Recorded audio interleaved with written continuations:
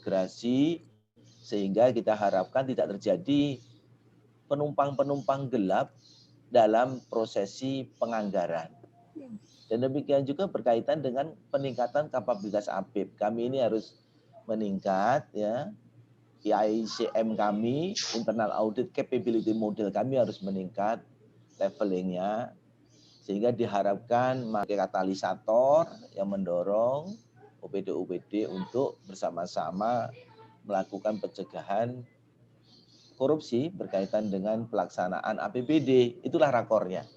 Nah, kemarin alhamdulillah sudah hadir anggota ya pimpinan KPK, Wakil Ketua Bapak Alexander Marwata. Alhamdulillah lengkap hadir semua pimpinan daerah, gubernur, seluruh bupati, dan kemudian wali kota. Pada saat itu berwakil dengan wakil wali kota. Nah, ini kami berharap Bapak Ibu nanti PAK ini bersama-sama dengan mungkin berkolaborasi dengan kami di Satgas Saber Pungli, karena kebetulan inspektur juga merupakan wakil ketua 1. Ketuanya adalah Inspektur Pengawas Daerah Polda Bengkulu dalam pelaksanaan Perpres 87 berkaitan dengan satuan tugas sapu bersih pungutan liar, ya. Mungkin kami berharap, ya, dengan webinar ini juga kita bisa menghasilkan hal ide-ide, ya, inovasi-inovasi yang kalau KPK Korsubgah itu mengatakan terintegrasi ya, melibatkan para pemangku kepentingan, termasuk yang rawan menjelang bulan Juli ini adalah PMB, penerimaan murid baru, ya, atau PPDB, penerimaan peserta didik baru, ya, PMB, PPDB, apapun namanya, yang jelas ini juga rawan, ya. Dan kemudian kami berharap juga, kemarin kami sudah ikut serta dengan Dinas Pendidikan Provinsi dengan melibatkan seluruh Dinas Pendidikan Kabupaten Kota untuk bersegera mengusulkan peraturan kepala daerah ya berkaitan dengan pendidikan di anti korupsi ini dijadikan kurikulum di sekolah-sekolah ya. Nah, ini luar biasa. Mudah-mudahan dengan walau alam bisawab sampai kapan waktunya, setidaknya dimulai usia dini ini pendidikan-pendidikan anti korupsi ini udah kita mulai sehingga bisa dalam waktu yang mungkin tidak terlampau lama indeks persepsi korupsi kita ini rankingnya meningkat lah ya, kan kita turun 2 grade ya. Ini merupakan juga hal yang agak menyedihkan bagi kita ya. Mudah-mudahan dengan berbagai keroyokan berbagai para pemangku kepentingan ini, dosen, ya, guru, para birokrat, pelaku usaha wira swasta, ya, dan para pihak lainnya tentunya kami berharap juga ini bisa dengan keroyokan ini ya bersama-sama gotong royong ini mampu kemudian terus pelan-pelan sampai kemudian kita bisa melihat sejarah bagaimana di New Zealand ya, Finlandia itu luar biasa ya. Jadi indeks persepsi korupsinya itu luar biasa. 98 apa berapa? Kemarin saya baca terakhir data itu ya. Nah, ini Bapak Ibu semua para master, kami berharap dengan kemampuan ya, kompetensi yang Anda miliki ini kita bisa bersama-sama membangun ya. Membangun pencegahan ya korupsi terintegrasi ya. Nah, ini info terbaru bagi para master ya, Bapak Ibu yang kami hormati. Stranas PK ya, Strategi Nasional Pencegahan Korupsi khusus untuk Provinsi Bengkulu itu diprioritaskan berkaitan dengan e-katalog dan e-payment. E-katalog dan e-payment. E-katalognya itu dalam artian e-katalog lokal. Ya. E-katalog lokal ya. Kemudian ditambah lagi 5 komoditas yang sangat sederhana. Berkaitan dengan pakaian dinas, alat tulis kantor, ya. Kemudian berkaitan dengan pakaian seragam mungkin ya, yang berkaitan dengan PDH, kemudian makan minum, ya, kemudian jasa kebersihan, itu kan lokal semua. Ya. Sehingga diharapkan dari sisi memang persentase terjadinya korupsi di proses pengadaan barang jasa ini bisa ditekan terus. Ya. Kita berharap sampai dengan akhir 21 tahun 2001 ini kami berjanji kepada tim Stranas PK dari KPK bahwa ini bisa kita terapkan di tercepat September. Karena kita menunggu rencana pembangunan jangka menengah daerah yang paling lambat disahkan, diperdakan itu di 6 bulan setelah pelantikan kepala daerah. Jadi kalau dilantik Februari, berarti Maret, April, Mei, Juni, Juli, ya, Agustus atau September ini kita berharap insya Allah kita sudah bisa mengadopsi e-katalog lokal dan kemudian e-payment. Terobosan-terobosan ini bisa berjalan dengan baik. Sekali lagi kami turut bergembira dan mohon maaf apabila ada masih kekurangan dari dukungan kami ini, tapi saya kira kami sudah sempat bertemu dengan teman-teman Pak RMB Rafflesia di saat-saat webinar maupun di saat pertemuan kemarin, dan kita percepat nantinya ini Bu Ketua Forum, Bu Dr. Desi, agar kita bisa segera juga pada kesempatan yang tepat nanti audiensi dengan gubernur, ya, dan mungkin dilanjutkan mungkin nanti roadshow mungkin ya, roadshow ke daerah-daerah kalau memungkinkan waktunya, ya. Dan memang kita juga masih harus prokes.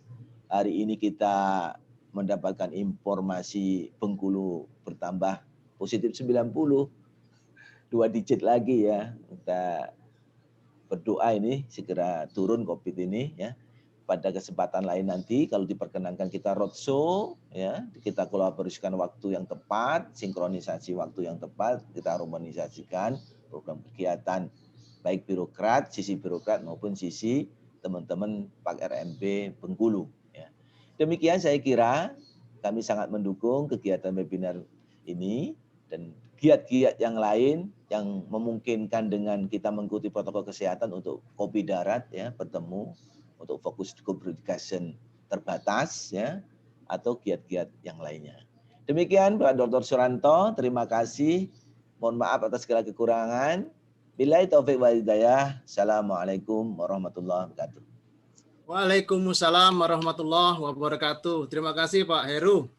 Apa yang disampaikan semakin menambah semangat kami dari komunitas Pak RMB Bengkulu untuk terus berkiprah menyuarakan semangat anti korupsi. Mohon terus dukungannya Pak. Baik, sebelum kita lanjutkan, ini Kidnot Speed kita sudah hadir, Bapak Direktur Penmas KPK, Bapak Kumbul Kuswiyanto. Salam hormat Pak Kumbul. Ya, selamat datang Pak Kumbul, sehat Pak ya? Alhamdulillah sehat. Salam kenal Pak Inspektur. Siap. Ditunggu ke Bengkulu Pak. Insya Allah Pak, insya Allah. Siap. Mohon menunggu Pak, nanti sampai ke gilirannya. Baik, Bapak Ibu, selanjutnya sambutan dari Ketua Penyuluh Anti Korupsi Komunitas PAK RMD Bengkulu yang akan disampaikan langsung oleh Ibu Desi Novira. Dipersilakan. Baik, terima kasih Pak Suranto. Assalamualaikum warahmatullahi wabarakatuh. Semangat pagi. Pagi. Pagi hari pergi ke Pantai Panjang. Pergi ke Pantai Panjang naik delman. Alhamdulillah masih diberikan umur panjang. Izinkan saya menyampaikan kata sambutan. Mantap. Yang saya hormati Direktur Pembinaan Peran Serta Masyarakat Komisi Pemberantasan Korupsi Republik Indonesia, Bapak Kumbul Kuswijanto Sujadi. Selamat datang Pak. Yang kami hormati Bapak Inspektur Provinsi Bengkulu, Bapak Heru Susanto. Terima kasih untuk hadirannya Pak. Yang kami sayangi pemantik diskusi Ibu Dr. Titi Kartika, dosen jurusan Administrasi Publik, Fakultas Ilmu Sosial dan Ilmu Politik, Universitas Bengkulu. Terima kasih untuk hadirnya Bu Titi. Dan juga kepada seluruh peserta webinar pada hari ini, Bapak, Ibu, adik-adik mahasiswa, dan rekan-rekan seperjuangan, para penyuluh dan penggiat anti korupsi dimanapun berada.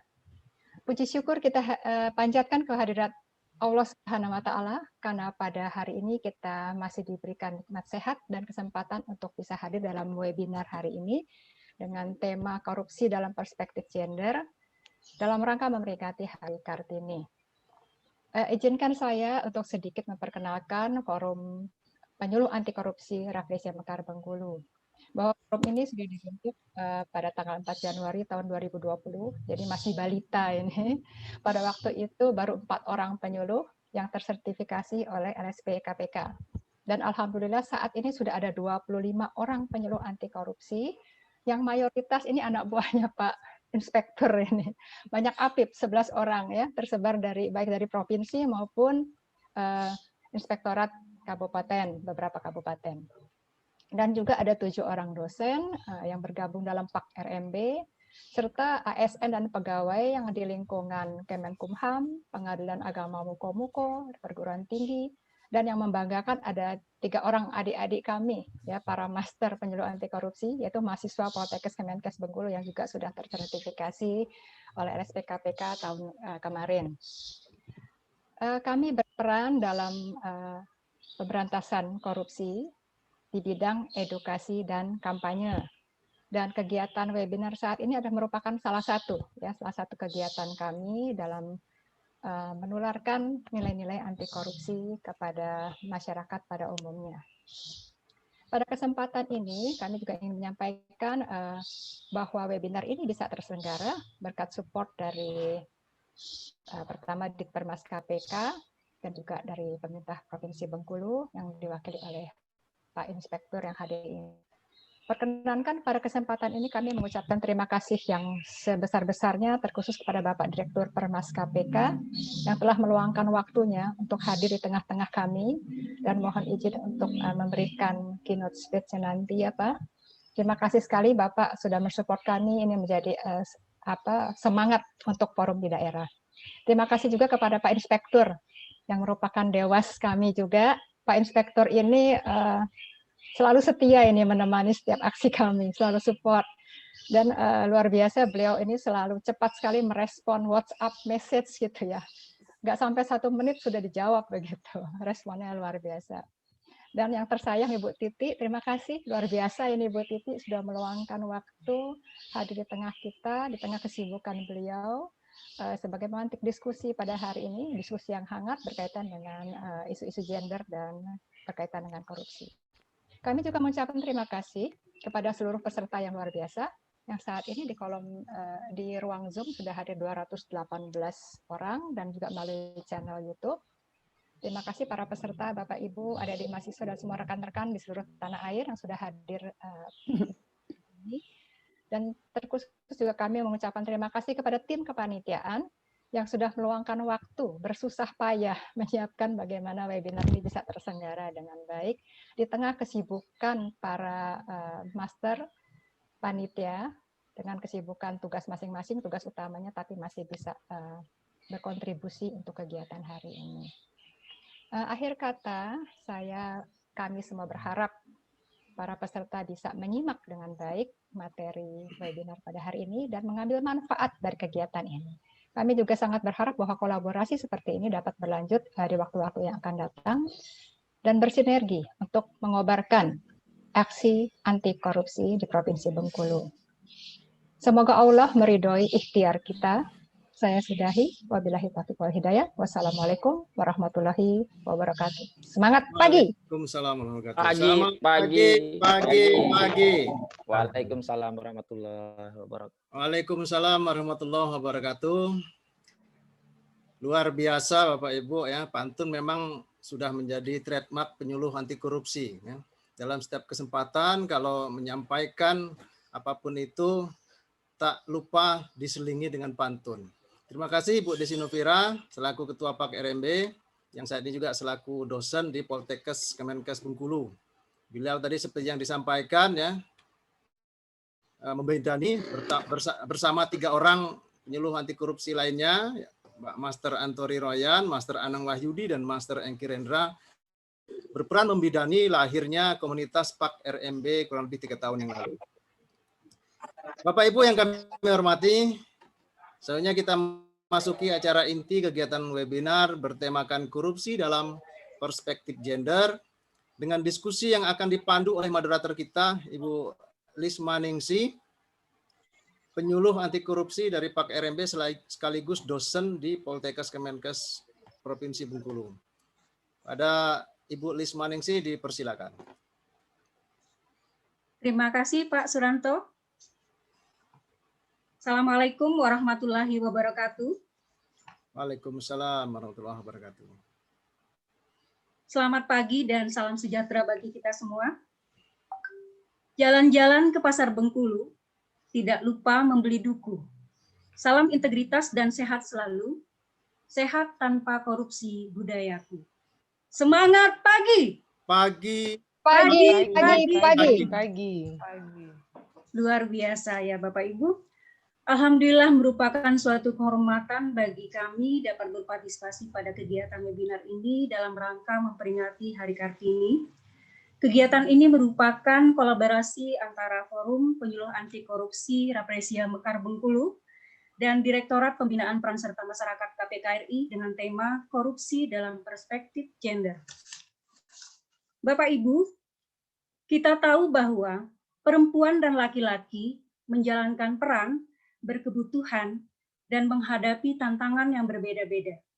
Peran yang dilakukan perempuan seringkali erat kaitannya dengan pengasuhan anak dan pengasuhan rumah tangga dengan peran yang lebih banyak dan lebih cepat dibandingkan laki-laki. Namun, apakah berbeda pada saat perempuan dan laki-laki dihadapkan pada kasus korupsi?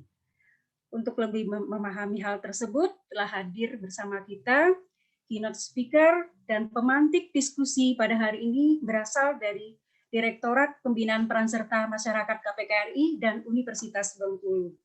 Selamat datang Pak Kumbul. Selamat pagi, salam sehat untuk semuanya. Salam sehat Bapak, salam kenal Bapak. Kemudian Bu Titi, selamat datang Bu Titi, salam kenal Bu Titi. Halo, Assalamualaikum warahmatullahi wabarakatuh. Salam kenal Ibu Lisma. Waalaikumsalam, salam kenal juga Bu Titi. Terima kasih sudah hadir bersama kami. Sama-sama.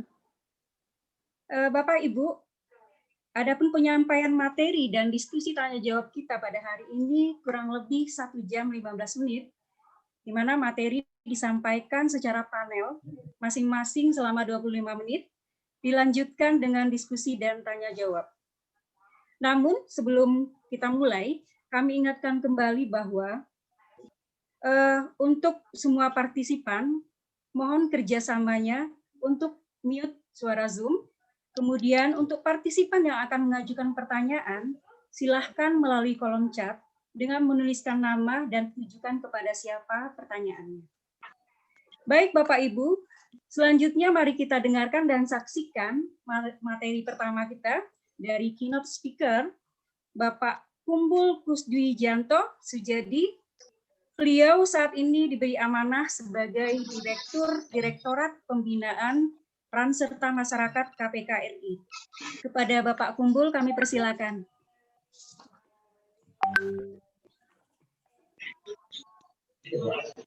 Baik, terima kasih. Assalamualaikum warahmatullahi wabarakatuh. Waalaikumsalam warahmatullahi wabarakatuh. Selamat pagi, salam sejahtera bagi kita sekalian. Om Swastiastu, Namo Buddhaya, salam kebajikan. Yang saya hormati Pak Inspektur Provinsi Bengkulu. Baik, Waalaikumsalam. Pak, salam sehat. Salam sehat. Ketua Forum PAK Rapresia Mekar Bengkulu. Yang saya hormati seluruh peserta webinar, dan tak lupa juga yang saya hormati seluruh panitia. Terima kasih atas kegiatannya yang telah bersama-sama dengan KPK dalam rangka memberikan edukasi kepada masyarakat khususnya di wilayah Bengkulu. Sebelum saya lanjutkan, saya terima kasih dulu saya ucapkan kepada Pak Inspektur Provinsi Bengkulu yang telah tadi saya mendengar akan mengakomodasi untuk pertemuan PAK dengan Pak Gubernur. Memang itulah yang kita harapkan, Pak. Beberapa waktu yang lalu kami kumpulkan seluruh forum penyuluh anti korupsi seluruh Indonesia. Ini kami kumpulkan, kemudian kami bentuk koordinator-koordinatornya. Kemudian memang tujuan kami untuk dikenalkan, diberdayakan oleh Gubernur, Pak. Kami sudah hubungi seluruh direktur yang bertanggung jawab terhadap wilayah, dari Direktur 1 sampai dengan Direktur 5, untuk mengenalkan forum anti korupsi, penyuluh anti korupsi ini untuk betul-betul diberdayakan. Jadi KPK sekarang sudah mendidik 1.644, jadi seluruh Indonesia. Jadi kita harapkan dapat diberdayakan dan dikembangkan. Kalau sekarang rata-rata masih menyebar, mungkin hari ini atau mungkin dalam waktu dekat ini provinsi. Nah, kita harapkan nanti juga seluruh kabupaten dan kota juga terbentuk forum-forum semacam ini. Dalam rangka apa? Dalam rangka untuk memberikan edukasi kepada masyarakat tentang nilai-nilai integritas anti korupsi. Karena terus terang, ya, pendidikan sangat penting, ya, dari mulai PAUD sampai MAUD, istilahnya kan begitu, Pak. Jadi tidak akan pernah berhenti untuk belajar itu. Makanya kita harus terus mengingatkan. Nah, ini sekali lagi saya terima kasih ke Pak Inspektur. Nanti sampaikan salam saya ke Pak Gubernur. Insya Allah nanti kami jadwalkan untuk kami ke wilayah Bengkulu, sekaligus juga ingin bertemu juga dengan forum penyuluh anti korupsi di Rafflesia Mekar Bengkulu ini. Baik, kami lanjutkan. Para peserta webinar yang saya hormati, sebagaimana kita ketahui bersama bahwa kejahatan korupsi adalah kejahatan luar biasa atau extraordinary crime, karena kita tahu bersama bahwa dampak kejahatan korupsi ini bukan hanya terkait masalah perekonomian, tetapi juga berbagai sendi kehidupan, termasuk juga terjadinya degradasi moral terhadap anak bangsa. Kejahatan korupsi bukan hanya menjadi permasalahan di Indonesia, tetapi juga menjadi permasalahan dunia. Oleh karenanya, kita harus bersinergi bersama-sama untuk terus melakukan pemberantasan korupsi. Kejahatan korupsi tidak mengenal profesi maupun gender, termasuk latar belakang seseorang. Ya.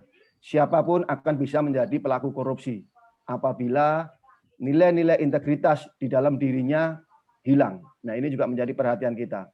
Makanya kalau para peserta webinar menanyakan latar belakang apa orang melakukan korupsi, itu tidak jaminan latar belakang yang bersangkutan. Karena pada intinya orang melakukan korupsi itu adalah nilai-nilai integritasnya hilang. Nilai integritas itu perlu komitmen, perlu konsistensi, dan yang utama rela berkorban, siap berkorban. Jadi itu yang perlu kita pahami bersama. Oleh karenanya pada kesempatan pada pagi hari ini kita melaksanakan webinar, ini sangat tepat dalam rangka kita mengingatkan kembali, membangun nilai-nilai integritas kembali kepada kita semua untuk mengingatkan pada diri kita dan juga lingkungan kita. Para peserta webinar yang saya banggakan, berbagai upaya telah dilakukan KPK dalam rangka memberantas korupsi. Ya. Berdasarkan data yang ada di KPK, saat ini dari sejak KPK berdiri 2004 sampai dengan Desember 2020, itu ada 1.262 pelaku tindak pidana korupsi yang diproses oleh KPK. 98 diantaranya adalah perempuan. Nah, ini menjadi permasalahan. 98 diantaranya adalah perempuan. Makanya tepat pada hari ini, dalam rangka juga masih memperingati peringatan Hari Kartini, kita mengingatkan kepada seluruh kaum perempuan khususnya, ya, untuk melakukan introspeksi diri, mengingatkan kepada rekan-rekannya, ya, bahwa korupsi tidak lagi melihat status, tidak melihat lagi profesi, ya, siapapun bisa terkena. Tentunya kita menjadi perhatian khusus, ironis bagi kita. Seorang ibu yang diharapkan menjadi pendidik, ya, yang kita harapkan menanamkan nilai-nilai integritas, ternyata sudah dikotori juga oleh oknum-oknum yang tidak siap, sehingga melakukan juga korupsi. Nah, ini tentunya menjadi perhatian kita bersama. Oleh karenanya, KPK berkepentingan untuk melakukan pemberantasan korupsi. KPK memiliki 3 strategi dalam rangka memberantas korupsi. Yang pertama adalah melalui pendidikan. Pendidikan kita perlukan dalam rangka membangun nilai-nilai integritas kepada seluruh insan manusia, ya, untuk tidak mau korupsi. Nah, pendidikan ini dilakukan sejak mulai TK sampai dengan kita menjelang liang kubur, itu pun terus kita lakukan. Ini adalah dalam rangka membangun nilai-nilai integritas. Kita terus selalu mengingatkan. Kemudian yang kedua adalah melakukan kegiatan pencegahan. Pencegahan ini dengan melakukan berbagai perbaikan sistem, ya, sehingga meminimalisir peluang-peluang terjadinya korupsi. Karena kita tahu semakin tinggi jabatan seseorang, ya, semakin tinggi risiko terjadinya tindak pidana korupsi. Maka tadi Pak Inspektur sudah menyampaikan kalau di pemerintah daerah ada program namanya MCP, ya, Monitoring Center for Prevention. Itu juga dalam rangka, ya, memperbaiki sistem yang ada di pemerintahan untuk meminimalisir terjadinya tindak pidana korupsi. Namun demikian, sebaik apapun sistemnya, kembali kepada orangnya. Oleh karenanya, pembangunan atau membangun nilai-nilai integritas itu tidak ada batas waktunya. Kemudian strategi yang ketiga adalah KPK, strategi yang dilakukan adalah melakukan penegakan hukum atau penindakan. Ini kita perlukan dalam rangka memberikan efek kejut, dalam rangka memberikan efek jera. Makanya ada operasi tangkap tangan, ada proses dan sebagainya. Karena apa?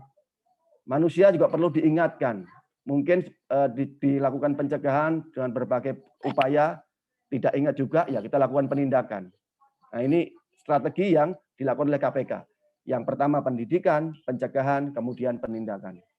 Tentunya strategi KPK ini tidak akan dapat berdaya guna tanpa ada partisipasi seluruh masyarakat. Makanya strategi KPK yang dilaksanakan ini akan berhasil kalau ada partisipasi dari seluruh elemen masyarakat, termasuk seluruh peserta webinar pada pagi hari ini.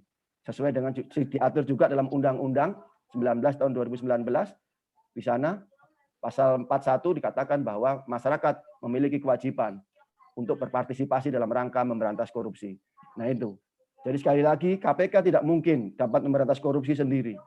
Diperlukan partisipasi dari seluruh elemen masyarakat. Caranya bagaimana? Minimal mau peduli, mau menginformasikan jika di wilayahnya terjadi tindak pidana korupsi.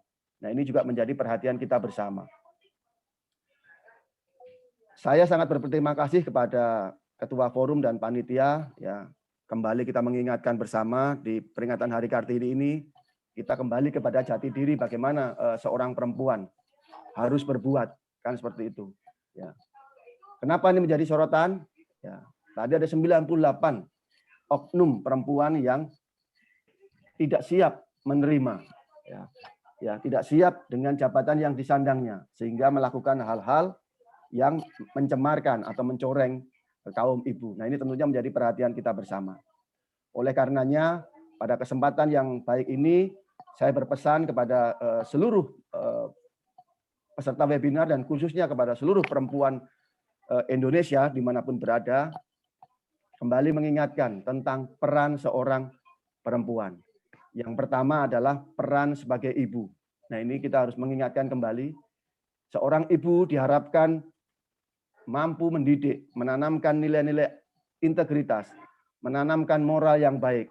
Kita paham bahwa semua yang ada di bumi ini lahir dari rahim ibu.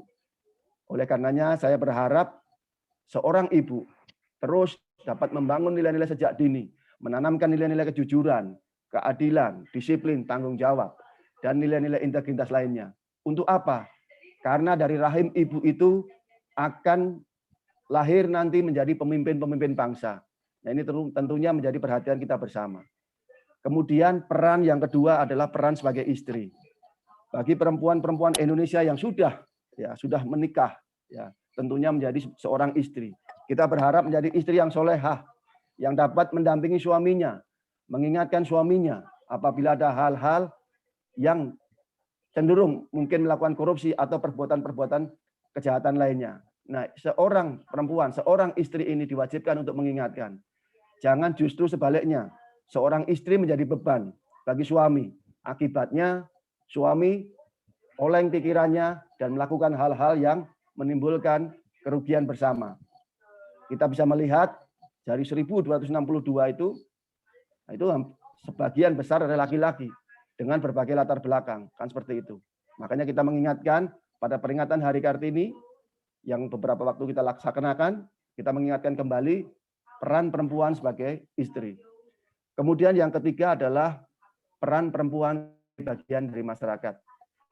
Perempuan-perempuan Indonesia diberikan kepercayaan, amanah untuk memimpin, ya, memimpin bangsa, memimpin suatu wilayah agar dilaksanakan sesuai amanah, ya, sesuai tanggung jawab profesional dan tidak melakukan hal-hal atau melakukan tindakan korupsi.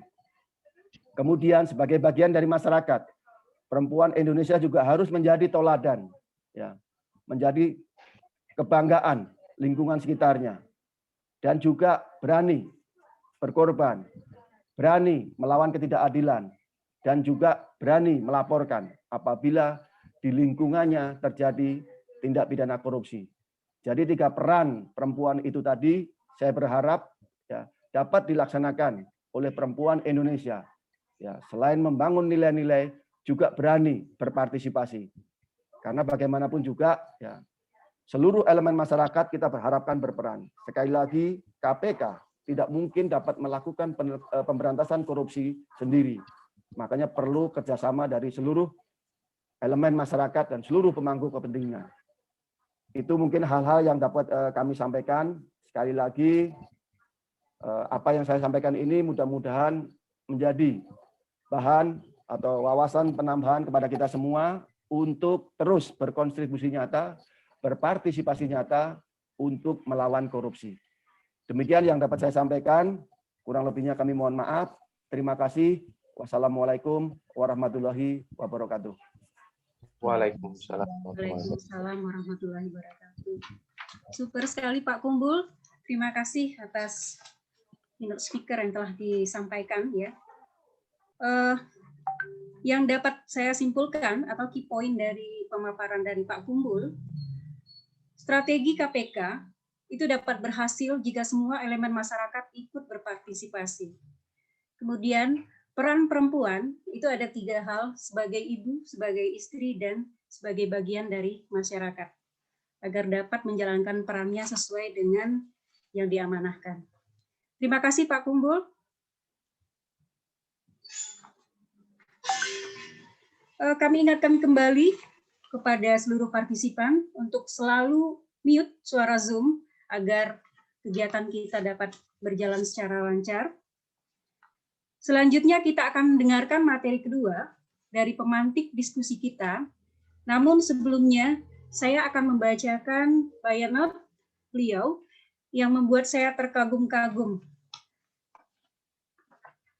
Pemantik diskusi kita hari ini adalah Ibu Dr. Titi Kartika Hendrastiti, MA. Beliau merupakan alumni S1 Universitas Gadjah Mada, kemudian S2 di Institute of Social Studies The Hague, Netherlands, ya. S3 FISIP Universitas Erlangga, pernah mengikuti program diploma non-degree Department of Women and Migration pada International Women University, Hannover, Germany. Aktivitas beliau pada saat ini mengajar pada jurusan Administrasi Publik, Fakultas Ilmu Sosial dan Ilmu Politik Universitas Bengkulu, meneliti untuk isu perempuan dan tata kelola sumber daya alam dan lingkungan, menulis buku referensi, book chapters, artikel jurnal ilmiah. Nah, aktivitas Ibu Titi di dalam organisasi kemasyarakatan ini cukup banyak sekali. Salah satunya adalah sebagai aktivis Koalisi Perempuan Indonesia dan untuk Keadilan dan Demokrasi. Super sekali Bu Titi. Baik, selanjutnya kami persilakan kepada Bu Titi untuk menyampaikan materinya selama 25 menit. Silakan Ibu. Baik, terima kasih Bu Lisma. Para partisipan, para anggota PAK RMB, Bapak Inspektur dari Inspektorat Previsi Bengkulu yang saya hormati, Bapak Direktur Direktorat Pembinaan Peran serta Masyarakat, Pak Kumbul, serta semua yang hadir di dalam ruang virtual ini. Terima kasih sudah disiapkan PowerPoint-nya. Jadi pertama tentu saja saya sangat tersanjung diajak oleh kawan-kawan aktivis di penyuluh anti korupsi Rafflesia Mekar Bengkulu. Komunitasnya sangat besar, saya kira sudah setahun. Dr. Desi tadi bilang masih balita, tapi ternyata kawannya banyak ya, dan juga para aktivis di berbagai provinsi berkumpul untuk mendiskusikan topik yang menarik dalam rangka Hari Kartini, yaitu korupsi dan perspektif gender. Dalam perspektif gender, jadi nanti saya akan perlihatkan slide pertama, walaupun gender bukan, tetapi gender adalah konstruksi sosial mengenai relasi-relasi laki-laki perempuan. Tapi sekarang ilmunya berkembang lagi, bukan hanya itu, tapi juga kelompok-kelompok yang dominan, lalu kelompok yang subordinat, dan sebagainya. Termasuk di dalam kajian gender sekarang masuk tentang bagaimana disabilitas dan seterusnya. Nah, saya cuma mengingatkan karena semangat tadi disebutkan juga oleh Pak Direktur bahwa semangat pemberantasan korupsi itu juga bukan hanya tanggung jawab kelompok laki-laki, tapi juga itu adalah semangat dan tanggung jawab kaum perempuan. Jadi karena saya banyak meneliti dan menulis tentang isu-isu perempuan, maka akhirnya saya selalu senang untuk memulai pembicaraan dengan mengingatkan lagi baik kepada kaum perempuan maupun kaum laki-laki. Sebenarnya dalam gambar itu saya perlihatkan bahwa perempuan itu perbedaannya dengan laki-laki bahwa perempuan punya rahim. Nah, karena perempuan punya rahim, siapapun, baik itu yang memiliki keturunan maupun yang tidak, tapi semua perempuan dan rahimnya, terutama rahimnya, saya harus mengatakan bahwa rahim itu nggak pernah bohong. Jadi semua perempuan kalau ditanya, rahimnya pernah bohong nggak? Pasti dia bilang enggak, rahim saya jujur. Ketika sedang dapat period ya datang aja. Ketika ada luka ya luka saja. Ketika mengandung ya menjanjikan kehidupan, menjanjikan masa depan sebuah bangsa, sebuah peradaban gitu ya. Lalu kemudian saya juga akhirnya setelah banyak meneliti dan menulis bahwa rahim itu adalah identitas dan kekuatan perempuan. 10 tahun, 12 tahun terakhir meneliti tentang tata kelola lingkungan dan sumber daya alam, ternyata sumber daya alam dan lingkungan itu kaitannya erat dengan rahim, dan kerusakan lingkungan ya di dalamnya pastilah ada kasus-kasus korupsi terhadap kerusakan lingkungan dan sumber daya alam, itu sebenarnya adalah merusak rahim. Kalau merusak rahim, merusak kehidupan perempuan. Merusak kehidupan perempuan juga berarti merusak kehidupan masyarakat. Lalu kemudian rahim adalah martabat dan kemanusiaan. Dalam perang, kalau kita membaca dokumen-dokumen tentang perang, para prajurit perang itu biasanya untuk menaklukkan lawannya itu adalah merusak rahim. Kalau tidak memperkosa, ya dirusak rahimnya, gitu. Nah, tapi di satu sisi karena rahim punya kekuatan, tadi saya bilang yang ada di sini, rahim juga ancaman gitu, karena rahim juga bisa melahirkan orang-orang kuat, orang-orang jujur, orang-orang berintegritas. Nah, ini juga ancaman gitu ya. Jadi ini adalah cara saya untuk mengajak Ibu dan Bapak untuk memulai dan memantik diskusi ini dengan mengingat kembali bahwa rahim itu adalah simbol dari kejujuran, dan saya sepakat dengan Pak Direktur yang sudah menyampaikan pidatonya sebagai keynote speaker tentang perempuan dan rahim tadi. Nah, karena ini adalah diskusi bersama, jadi saya kok meletakkan saya sebagai pemantik saja, bukan sebagai narasumber, karena kita semua adalah narasumber. Baik, mohon untuk slide berikutnya. Iya, ini adalah gambaran saja yang saya browsing 2 hari lalu di internet gitu. Data yang fix pastilah dari KPK dan juga dari apa namanya kawan-kawan PAK pasti punya. Ya, jadi ini ilustrasi saja tentang perempuan dalam kasus korupsi, misalnya sepanjang 2018, misalnya sebelah kiri atas 2018 sampai 2019 ada 454 kasus, dan 19-nya agak turun sih, 271. Lalu naik lagi tadi sudah disebutkan juga oleh Pak Direktur, ada sejumlah 1.298 kasus melibatkan ASN dan juga swasta. Nah, antara tahun data saya agak terlambat dari data KPK, 2007 sampai 2017 itu memang ada 78 pemimpin terlibat gitu ya, dan tentu saja perempuan. Nah, kalau kita membaca banyak berita di website misalnya dari partai misalnya yang apa namanya artis dan juga politisi seperti Angelina Sonda, lalu kemudian Deputi Direktur Gubernur BI, lalu Ibu Nunun, kemudian Bupati Talaut, itu semuanya perempuan ya, korupsi pemimpin-pemimpin perempuan, Bupati Kutai Kartanegara, Wali Kota Tegal dan seterusnya. Dan saya kira kalau dicatat panjang banget ya, misalnya kayak mantan gubernur apa namanya di area apa namanya sebelah barat Jawa, aduh lupa. Ya itu semua menjadi apa namanya. Lalu orang ramai sekali itu ternyata perempuan nggak jujur, ternyata perempuan juga pelaku gitu. Kalau ada orang yang mengatakan antara perempuan itu korban atau perempuan itu pelaku. Baik, mohon bisa di slide yang berikutnya.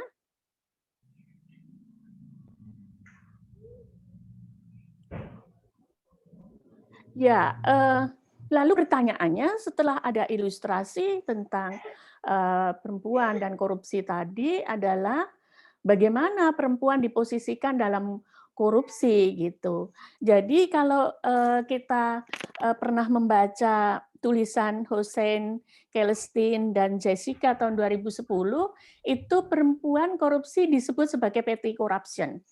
Petty corruption, barangkali nanti saya pengen juga diluruskan kalau pemahaman saya kurang tepat. Petty corruption ini adalah sebenarnya korupsi-korupsi yang bukan sistemik gitu ya, bukan sistemik gitu. Nah, itu yang biasanya dilakukan perempuan dan biasanya saya lebih suka menggunakan kata dibanding pelaku dan korban. Kalau studi perempuan buat saya itu lebih cocok subjek dan objek, karena subjek dan objek pada subjek itu bisa di dalamnya terkandung juga subjek yang sebenarnya dia objek gitu. Dan objek juga sebenarnya juga mula-mula dia sebagai objek tapi lama-kelamaan dia menjadi subjek gitu misalnya. Nah, ini itu salah satu adalah terlibat dalam scope petty corruption. Lalu kemudian yang kedua, perempuan itu ada di lingkaran korupsi sebagai bahan gratifikasi seksual. Jadi ada yang mendapatkan gratifikasi berwujud cash, uang, atau barang-barang, tapi perempuan itu juga dijadikan komoditi gratifikasi gitu. Nah, ini menarik karena penelitian Women Research Institute misalnya tahun 2019 menyebutkan dengan gamblang jumlahnya, kenapa, sebabnya, dan sebagainya. Lalu kemudian yang ketiga, sexual extortion atau pemerasan seksual. Jadi ini juga bisa tadi Pak Inspektur atau Pak Direktur ya tadi yang menyebutkan bahwa kita harus hati-hati jual beli jabatan misalnya. Nah ini kalau yang umum jual beli jabatan ya bayar mau menjabat, tetapi ini ada juga yang untuk menjabat lalu kemudian dia harus meladeni orang yang memutuskan gitu. Dan ini yang disebut sexual extortion dan itu banyak sekali, bukan hanya di dalam jabatan tetapi juga kelulusan misalnya. Ya ini barangkali sekarang yang sedang hangat adalah kampus-kampus menggalang jangan sampai ada sexual harassment antara karena ada ini kekuasaan ya, ketimpangan kekuasaan sehingga ada pemerasan seksual. Lalu yang keempat adalah karena vulnerabilitas. Nah ini juga disebut dengan oleh Pak RMB bahwa mau lapor aja susah gitu, apalagi belum diintimidasi dan sebagainya. Jadi inilah gambaran tentang posisi bagaimana perempuan diposisikan di dalam isu korupsi. Nah Ibu dan Bapak bisa menambahkan deretan posisi perempuan itu lebih banyak lagi ya yang dalam artian objek. Mohon slide berikutnya.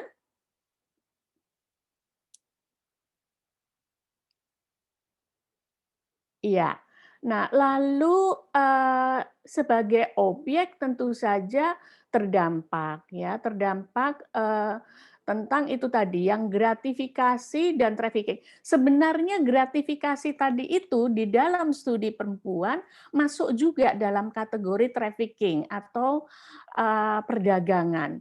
Jadi kalau perempuan diminta untuk melayani atau bahan lobby, maka sebenarnya tubuhnya dijadikan barang komoditi untuk diperdagangkan. Jadi sebenarnya bukan hanya persoalan ada gratifikasi seksual, tetapi juga perdagangan perempuan untuk keperluan seksual, untuk mempengaruhi kebijakan gitu.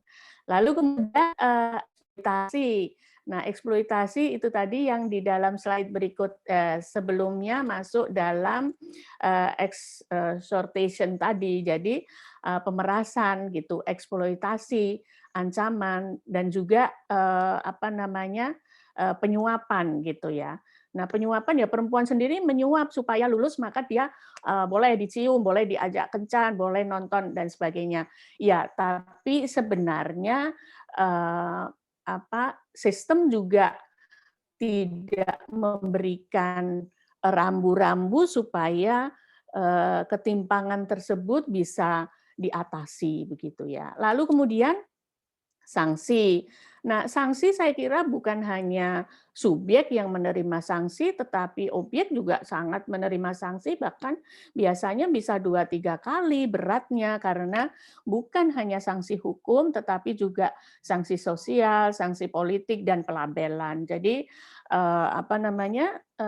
biasanya selalu disebut-sebut perempuan itu sebagai istilah-istilah yang sangat buruk, ada lonte lah dan sebagainya ya.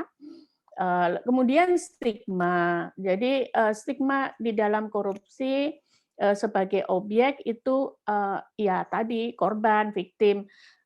Saya kira tidak salah menggunakan istilah korban ya, tetapi korban meletakkan pada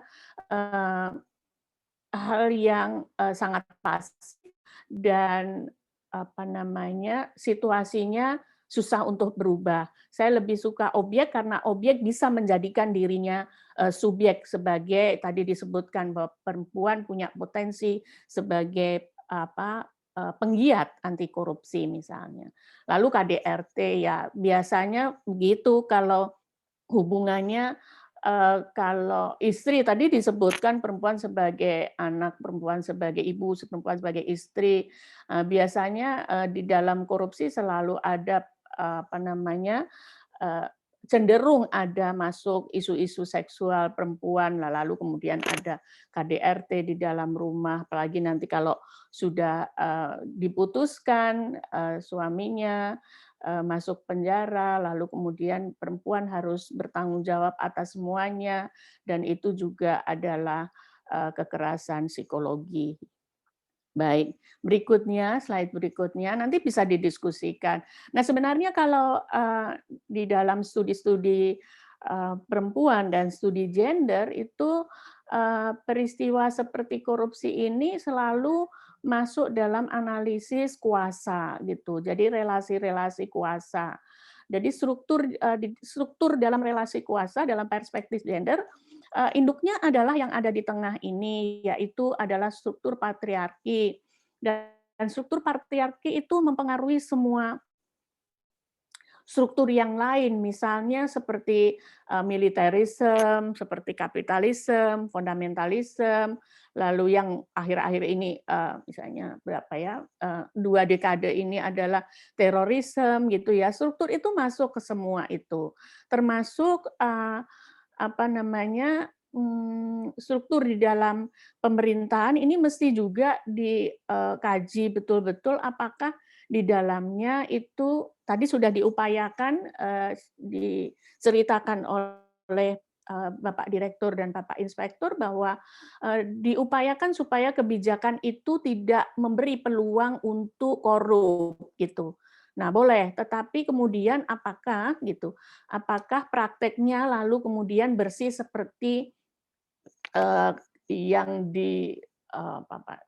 di visi misikan di dalam kebijakan itu, karena di balik layar pasti ada lobby, negosiasi dan sebagainya. Itu sisikan seperti yang slide sebelumnya di posisi objek oleh subjek gitu. Walaupun kelihatannya pelobi ada yang perempuan, tetapi dia sebenarnya juga menjadi alat dari struktur ini, struktur patriarki. Nah, yang menjadi persoalan adalah tidak semua pihak, tadi disebutkan juga, tidak semua pihak perempuan, kan kalau ngomong perempuan juga nggak homogen, sangat heterogen. Tidak semua perempuan itu punya kesadaran kritis, sebagiannya hanya punya kesadaran naif. Oleh karena itu tadi disebut perempuan tidak menunjukkan identitas kejujurannya, justru melakukan korupsi ya karena dia hanya punya kesadaran naif tentang apa yang dilakukannya gitu. Padahal di dalam tubuhnya, tadi di slide yang pertama saya sudah menyebutkan, di dalam tubuhnya ada unsur biologis mereka yang ada rahim yang sangat jujur tentang kehidupan gitu. Lalu kemudian selalu struktur patriarki ini menyediakan ya, selalu mengalokasikan tentang kesadaran naif, mengalokasikan tentang stigma begitu ya. Perempuan terlahir kebanyakan sudah penuh stigma gitu ya. Oleh karena itu untuk membuktikan bahwa perempuan adalah makhluk berintegritas itu memang perlu usaha 2-3 kali dibanding dengan laki-laki. Lalu kemudian seksualitas, nilai-nilai itu selalu begitu, kalau misalnya kalau toh tidak menyediakan seksual tetapi justru karena dia perempuan dia disodorkan sebagai pelobi gitu. Nah, itu sudah masuk ranah seksualitas. Jadi karena keperempuanannya maka dia dijadikan pelobi. Ya, kita bisa diskusi itu. Nanti kalau ada yang tertarik soal dasar-dasar analisis kuasa. Slide berikutnya.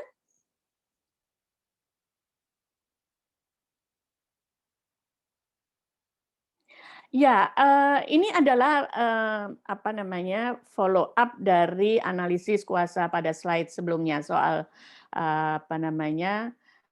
struktur patriarki tadi. Jadi konstruksi sosial kita itu menyebabkan memang tidak sama posisinya begitu. kebanyakan, saya tidak menyebut semua, kebanyakan perempuan itu tersubordinasi karena ketimpangan kekuasaan, termarginalisasi karena berada di kelas di mana itu juga terjadi di ruang publik maupun di ruang privat gitu ya. Tadi disebutkan kalau perempuan jangan ngujuk-ujuki suaminya korupsi gitu. Nah, banyak juga gitu ya suami yang korupsi kemudian istrinya juga harus ikut bertanggung jawab. Saya masih ingat sekali tuh pas konferensi pers dari mantan gubernur Bengkulu yang baru terpilih kurang dari 1 tahun kemudian ketahuan korupsi dan itu katanya istrinya. Lalu dia konferensi pers meminta maaf kepada publik, maaf ya karena istri saya khilaf korupsi gitu. Padahal kan nggak mungkin istrinya melakukan korupsi sendiri gitu. Kalau tidak itu karena pengaruh dia. Lalu kemudian stereotipi yang di bawah kanan bawah itu stereotipi pelabelan. Jadi perempuan memang dilabelkan sebagai pihak yang pencetus korupsi karena mintanya banyak gitu ya. Minta ini, minta itu gitu, terutama ibu pejabat. Ini sebenarnya adalah pelabelan ya. Dan itu stigma susah sekali ya reputasinya diperbaiki. Kemudian konstruksi sosial yang lain adalah konstruksi seksualitas. Ini tadi sudah 2 slide sebelumnya sudah kita bahas juga mengenai perempuan sebagai komoditi, sebagai bahan atau pihak yang diperas, lalu kemudian pihak yang diperdagangkan. Next slide, slide berikutnya.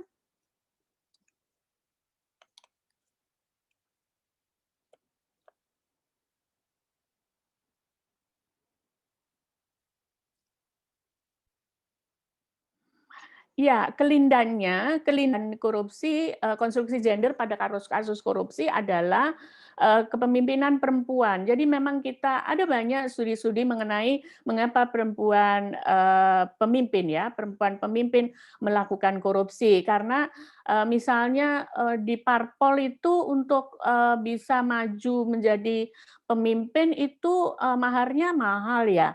Jadi untuk menjadi kepengurusan juga mesti berkontribusi, apakah berkontribusi uang, apakah cinta, apakah akses yang lain gitu ya.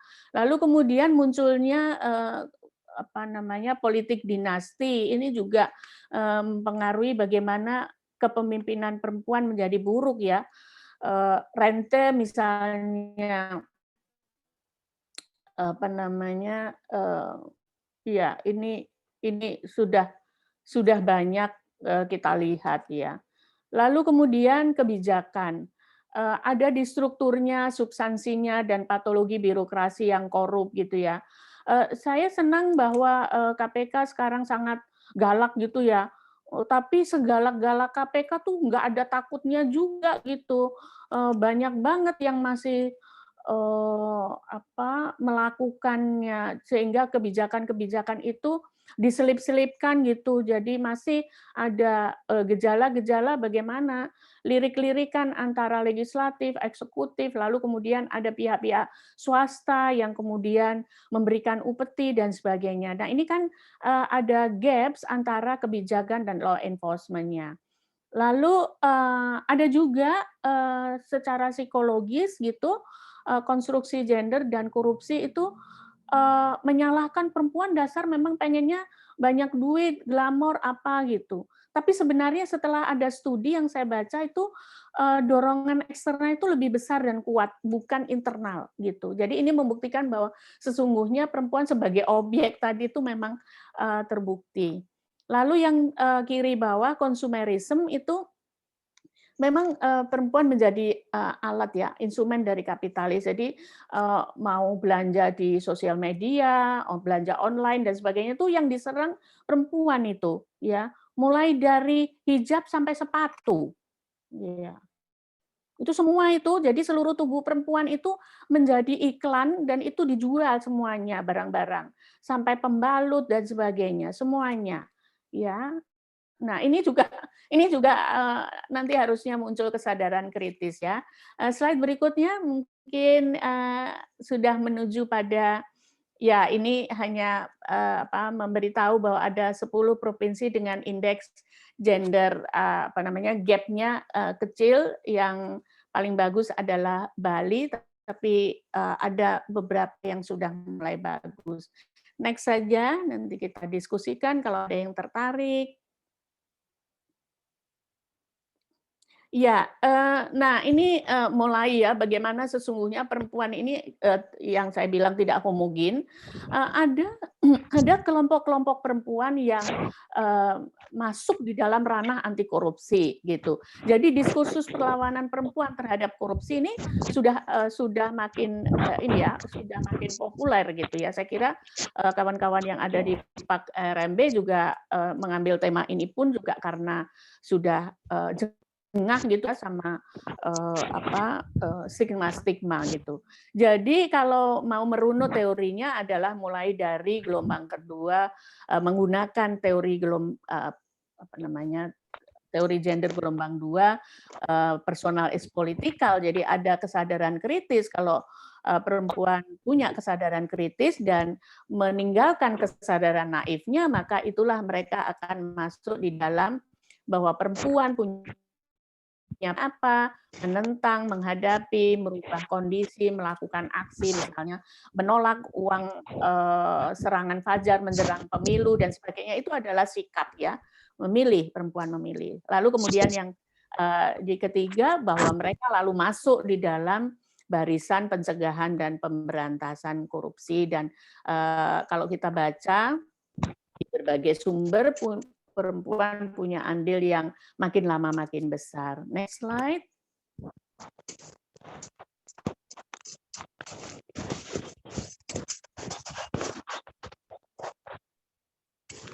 Ya, gerakan perempuan anti korupsi itu sebenarnya adalah gerakan perubahan. Jadi saya kira ini adalah naturnya atau siklus alamnya sebuah gerakan, ada aksi, edukasi, keberdayaan, lalu kemudian refleksi, mengukur kesadaran kritis, lalu kemudian aksi yang lebih baik, lebih inovatif, kreatif, berkampanye dengan menguasai IT.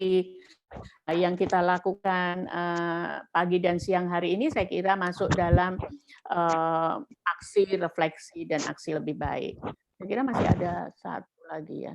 Adakah? Masih ada? Slide berikutnya.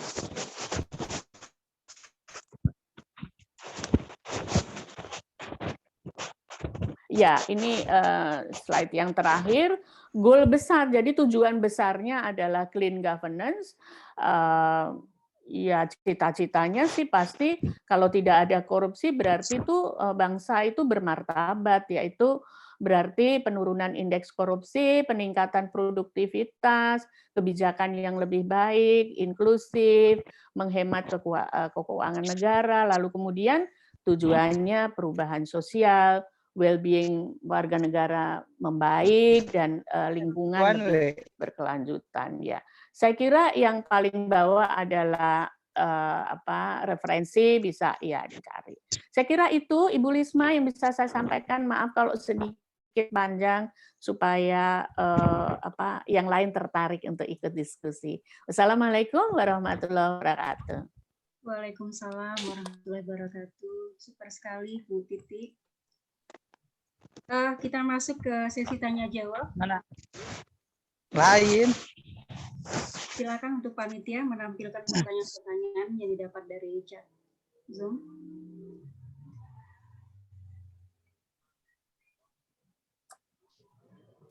Beberapa pertanyaan akan ditanyakan kepada pemateri pertama, keynote speaker kita, Pak Kumbul. Namun karena beliau ada kegiatan lain, beliau izin leave terlebih dahulu.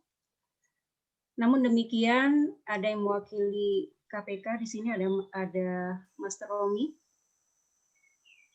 Selamat datang, Master Romi.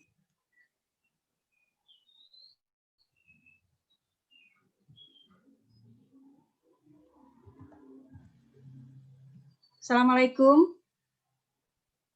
Assalamualaikum, Master Romi.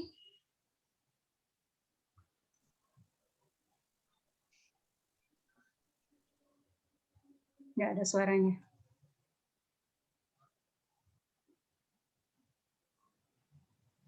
Ini ada beberapa pertanyaan ya, sudah banyak pertanyaan yang masuk di kolom chat Zoom.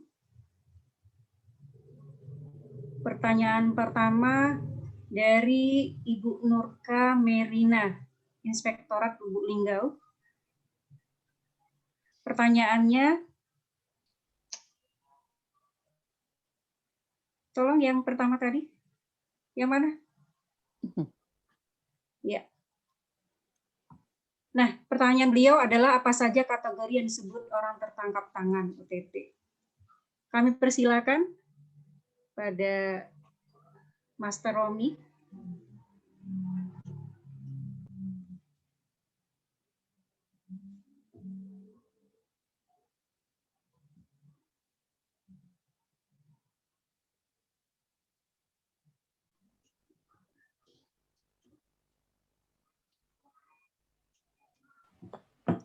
Izin Master Lisma, mungkin dipilah saja pertanyaan yang ditujukan ke Dr. Titik dulu yang bisa kita jawab sambil menunggu nanti informasi dengan Master Romi atau Master Kumbul. Itu sebagai masukan.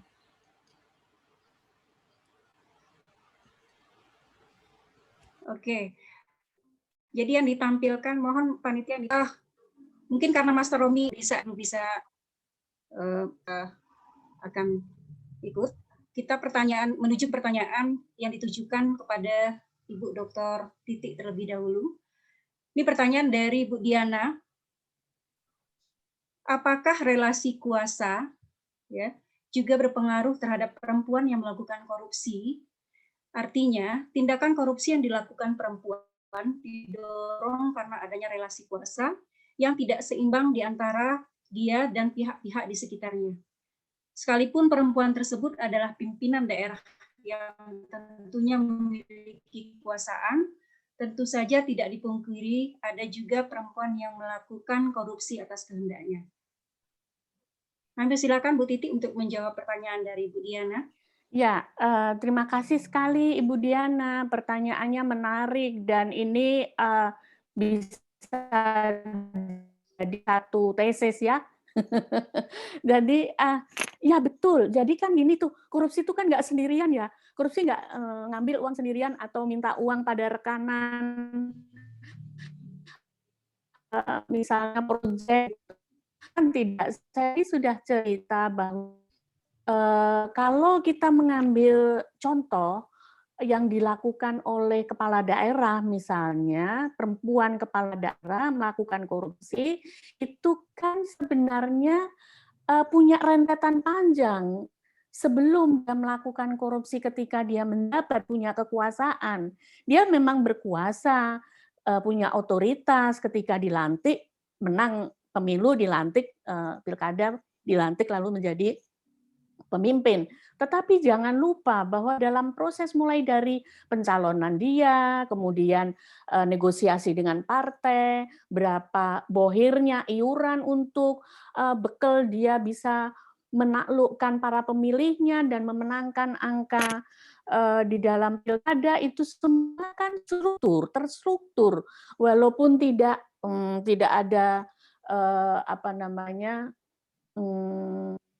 tidak disahkan, ada SK-nya enggak, tetapi kan dia ada di dalam struktur, dia pasti juga dikuasai oleh kekuatan-kekuatan yang punya modal, kekuatan yang punya pengaruh, orang-orang yang bisa memberikan suara kepada dia, sehingga dia juga harus, kamu juga harus kasih duit dong, sekian untuk kelompok itu, supaya dia bisa menyumbangkan sekian ribu atau sekian puluh ribu suara. Jadi Ibu Diana, saya mesti mengatakan bahwa dalam situasi tim yang besar seperti itu, dia hanyalah boneka gitu. Sehingga relasi kekuasaannya itu sebenarnya bukan di tangan dia, tapi di tangan orang-orang yang memang mau memenangkan dia. Dan bukan tidak mungkin bahwa kemenangan dia adalah instrumen untuk menggerogoti keuangan negara gitu. Banyak sekali toh kasus-kasus perempuan pemimpin yang tertangkap, apakah itu bupati, wali kota, gubernur gitu ya, yang kemudian terungkap bahwa dia hanya sebenarnya objek gitu. Dia bukan subjek. Sama sekali bukan subjek karena ada faktor tim sukses, ada faktor keluarga besar, ada faktor bohirnya pengusaha-pengusaha, partai politik, kemudian birokrasi setelah dia di sana gitu. Kan kita juga nggak tutup mata bahwa di dalam pemilihan kepala daerah, apalagi untuk incumbent misalnya, untuk mengalahkan incumbent misalnya juga, itu tidak mungkin melewatkan ASN untuk bisa berpihak kepadanya. Nah, untuk itu kan juga nggak gratis, Bu Diana. Semuanya perlu duit. Dan oleh karena itu, dia kemudian tidak sama sekali menjadi subjek, tetapi dia juga menjadi objek yang kemudian dia harus mempertanggungjawabkan ketika terjadi penyalahgunaan kekuasaan yang ada di dia gitu. Nah, itu dari pertanyaan Ibu yang pertama ya. Yang kedua, saya kira ya Pak Kumbul bisa nanti menjawab, tapi ini sangat sulit ya. Ini sangat sulit karena apa namanya korupsi atau penyalahgunaan kekuasaan yang seksual extortion ini sebenarnya kita sekarang sedang menghadapi perguruan tinggi ini terjadi itu.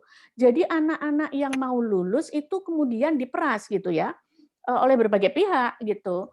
Saya tidak mengatakan satu pekerjaan tertentu, tetapi ini terselubung gitu.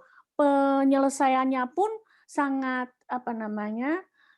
individual di dalam institusi itu karena institusi pasti menyimpan, nggak mau universitas itu secara terbuka bahwa setelah terjadi pemerasan seksual di institusinya karena itu sangat memalukan.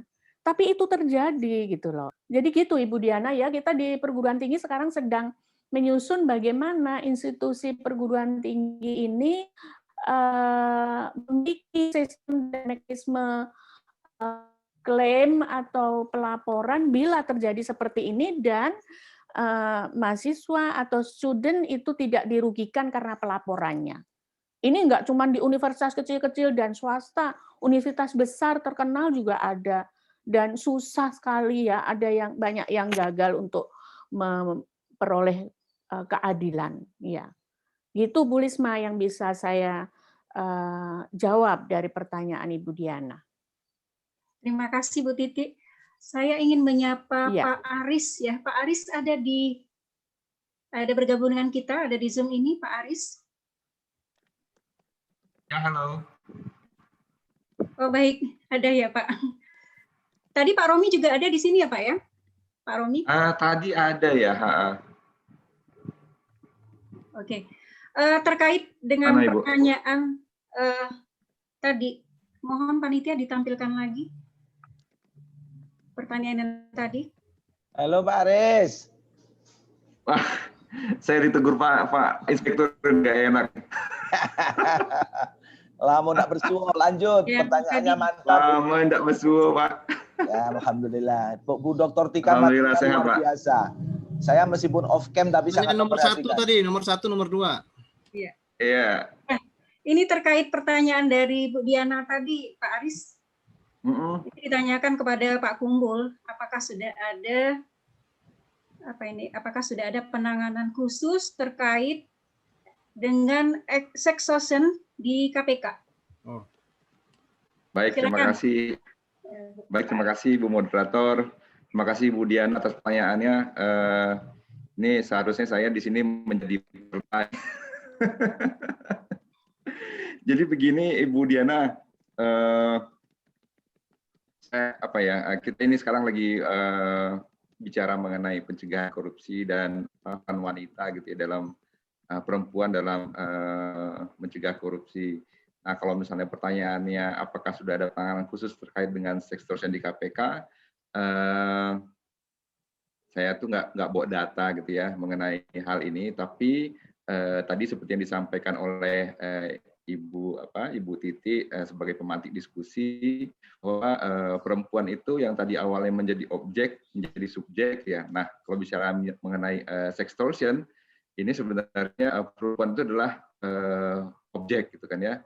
Nah, objek itu kan adanya di Undang-Undang Tindak Pidana Korupsi yang mengenai gratifikasi gitu ya. Gratifikasi itu adalah penerimaan hadiah, baik itu penerimaan hadiah secara luas gitu kan, baik itu berupa barang, uang, termasuk tadi itu yang namanya perempuan ya, gratifikasi seksual. Nah itu diatur di sana. Tapi apakah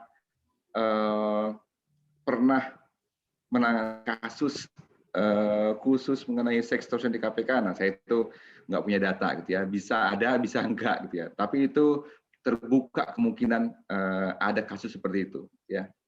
Mungkin itu Bu Moderator. Baik, terima dan kasih Bu Diana Pak Aris. yang bisa disampaikan. Ya, terima Sama-sama. kasih. Alhamdulillah ada Pak Aris ya di sini. Karena Pak Kumbul tadi katanya ada acara, jadi leave duluan. Ya, beliau ada acara setahu ya? saya jam berapa nih ya? Ada acara siang memang, tapi saya nggak tahu beliau akan leave lebih awal. Ya. Nomor 1, nomor 2 itu pertanyaan nomor 1, nomor 2 itu untuk KPK. Ya, terima kasih. Tolong Master Dimas. Nah, untuk pertanyaan berikutnya, ini juga ditanyakan kepada Pak Kumbul ya. Apa saja kategori yang disebut orang tertangkap tangan? Nanti mungkin Pak Aris bisa menjawab. Kemudian ada ungkapan di balik keberhasilan seorang pria dan wanita hebat di belakangnya. Tentu demikian juga sebaliknya. Strategi apa yang akan diterapkan KPK dalam memberikan perhatian terhadap kaum perempuan ini yang memiliki peran penting terhadap korupsi? Kami persilakan Pak Aris untuk menanggapi pertanyaan dari Bu Nurka dari Inspektorat Lubuk Linggau. Baik, terima kasih. Ibu Nurka Merina dari Inspektorat Lubuk Linggau. Apa saja kategori yang disebut dengan orang tertangkap tangan? Nah ini banyak orang menyangka bahwa tangkap tangan itu adalah ditangkap pada saat melakukan transaksi korupsi tadi misalnya begitu ya. Sebenarnya sih kalau misalnya dari KUHAP tidak diatur sedemikian halnya gitu ya. Jadi tertangkap tangan itu kalau misalnya bisa kita melihat dari KUHAP gitu ya, itu tertangkapnya seseorang pada waktu sedang melakukan tindak pidana ya. Nah ini kan biasa gitu ya. Atau dengan segera sesudah beberapa saat tindak pidana itu dilakukan. Jadi sudah ada transaksi entah sejam 2 jam kemudian tangkap tangan itu pun tertangkap tangan gitu ya menurut KUHAP. Atau saat kemudian diserukan oleh khalayak ramai gitu ya. Jadi pada saat sudah dilakukan sudah ada transaksi beberapa jam kemudian orang pada menyatakan tuh itu ada transaksi di sana. Itu pun kalau misalnya kemudian dilakukan penindakan oleh aparat penegak hukum itu disebut dengan tertangkap tangan tuh ya. Nah mungkin itu yang diatur di pasal 1 angka 19 Undang-Undang nomor 8 tahun 81 ya tentang hukum acara pidana atau KUHAP. Nah, jadi itulah yang disebut dengan tertangkap tangan ya.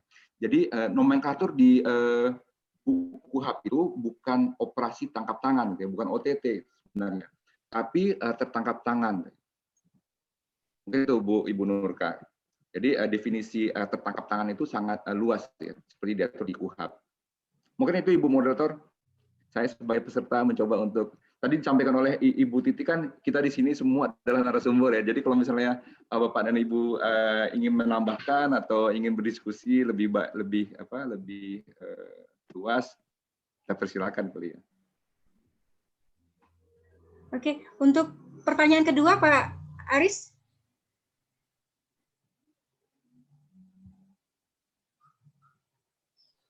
Iya, baik. Terima kasih Pak. Ini Pak Musafir ya dari ya, Pak Musafir Perkasa. Inspektorat Majene ya? Ya betul Pak. Dari Sulawesi Pak?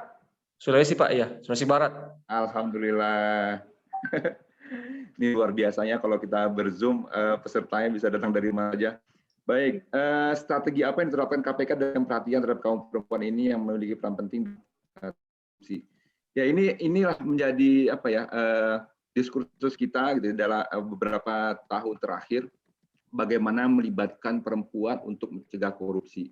Ya, KPK kemarin bersama dengan para perempuan kan menginisiasi gerakan Saya Perempuan Anti Korupsi gitu ya, untuk apa ya, seperti tadi disampaikan oleh data-data yang ditampilkan oleh Ibu Titi ya, bahwa perempuan sampai saat tahun 2020 kemarin seingat saya itu sudah ada 119 ya, dari seribuan pelaku korupsi yang menjadi pelaku korupsi.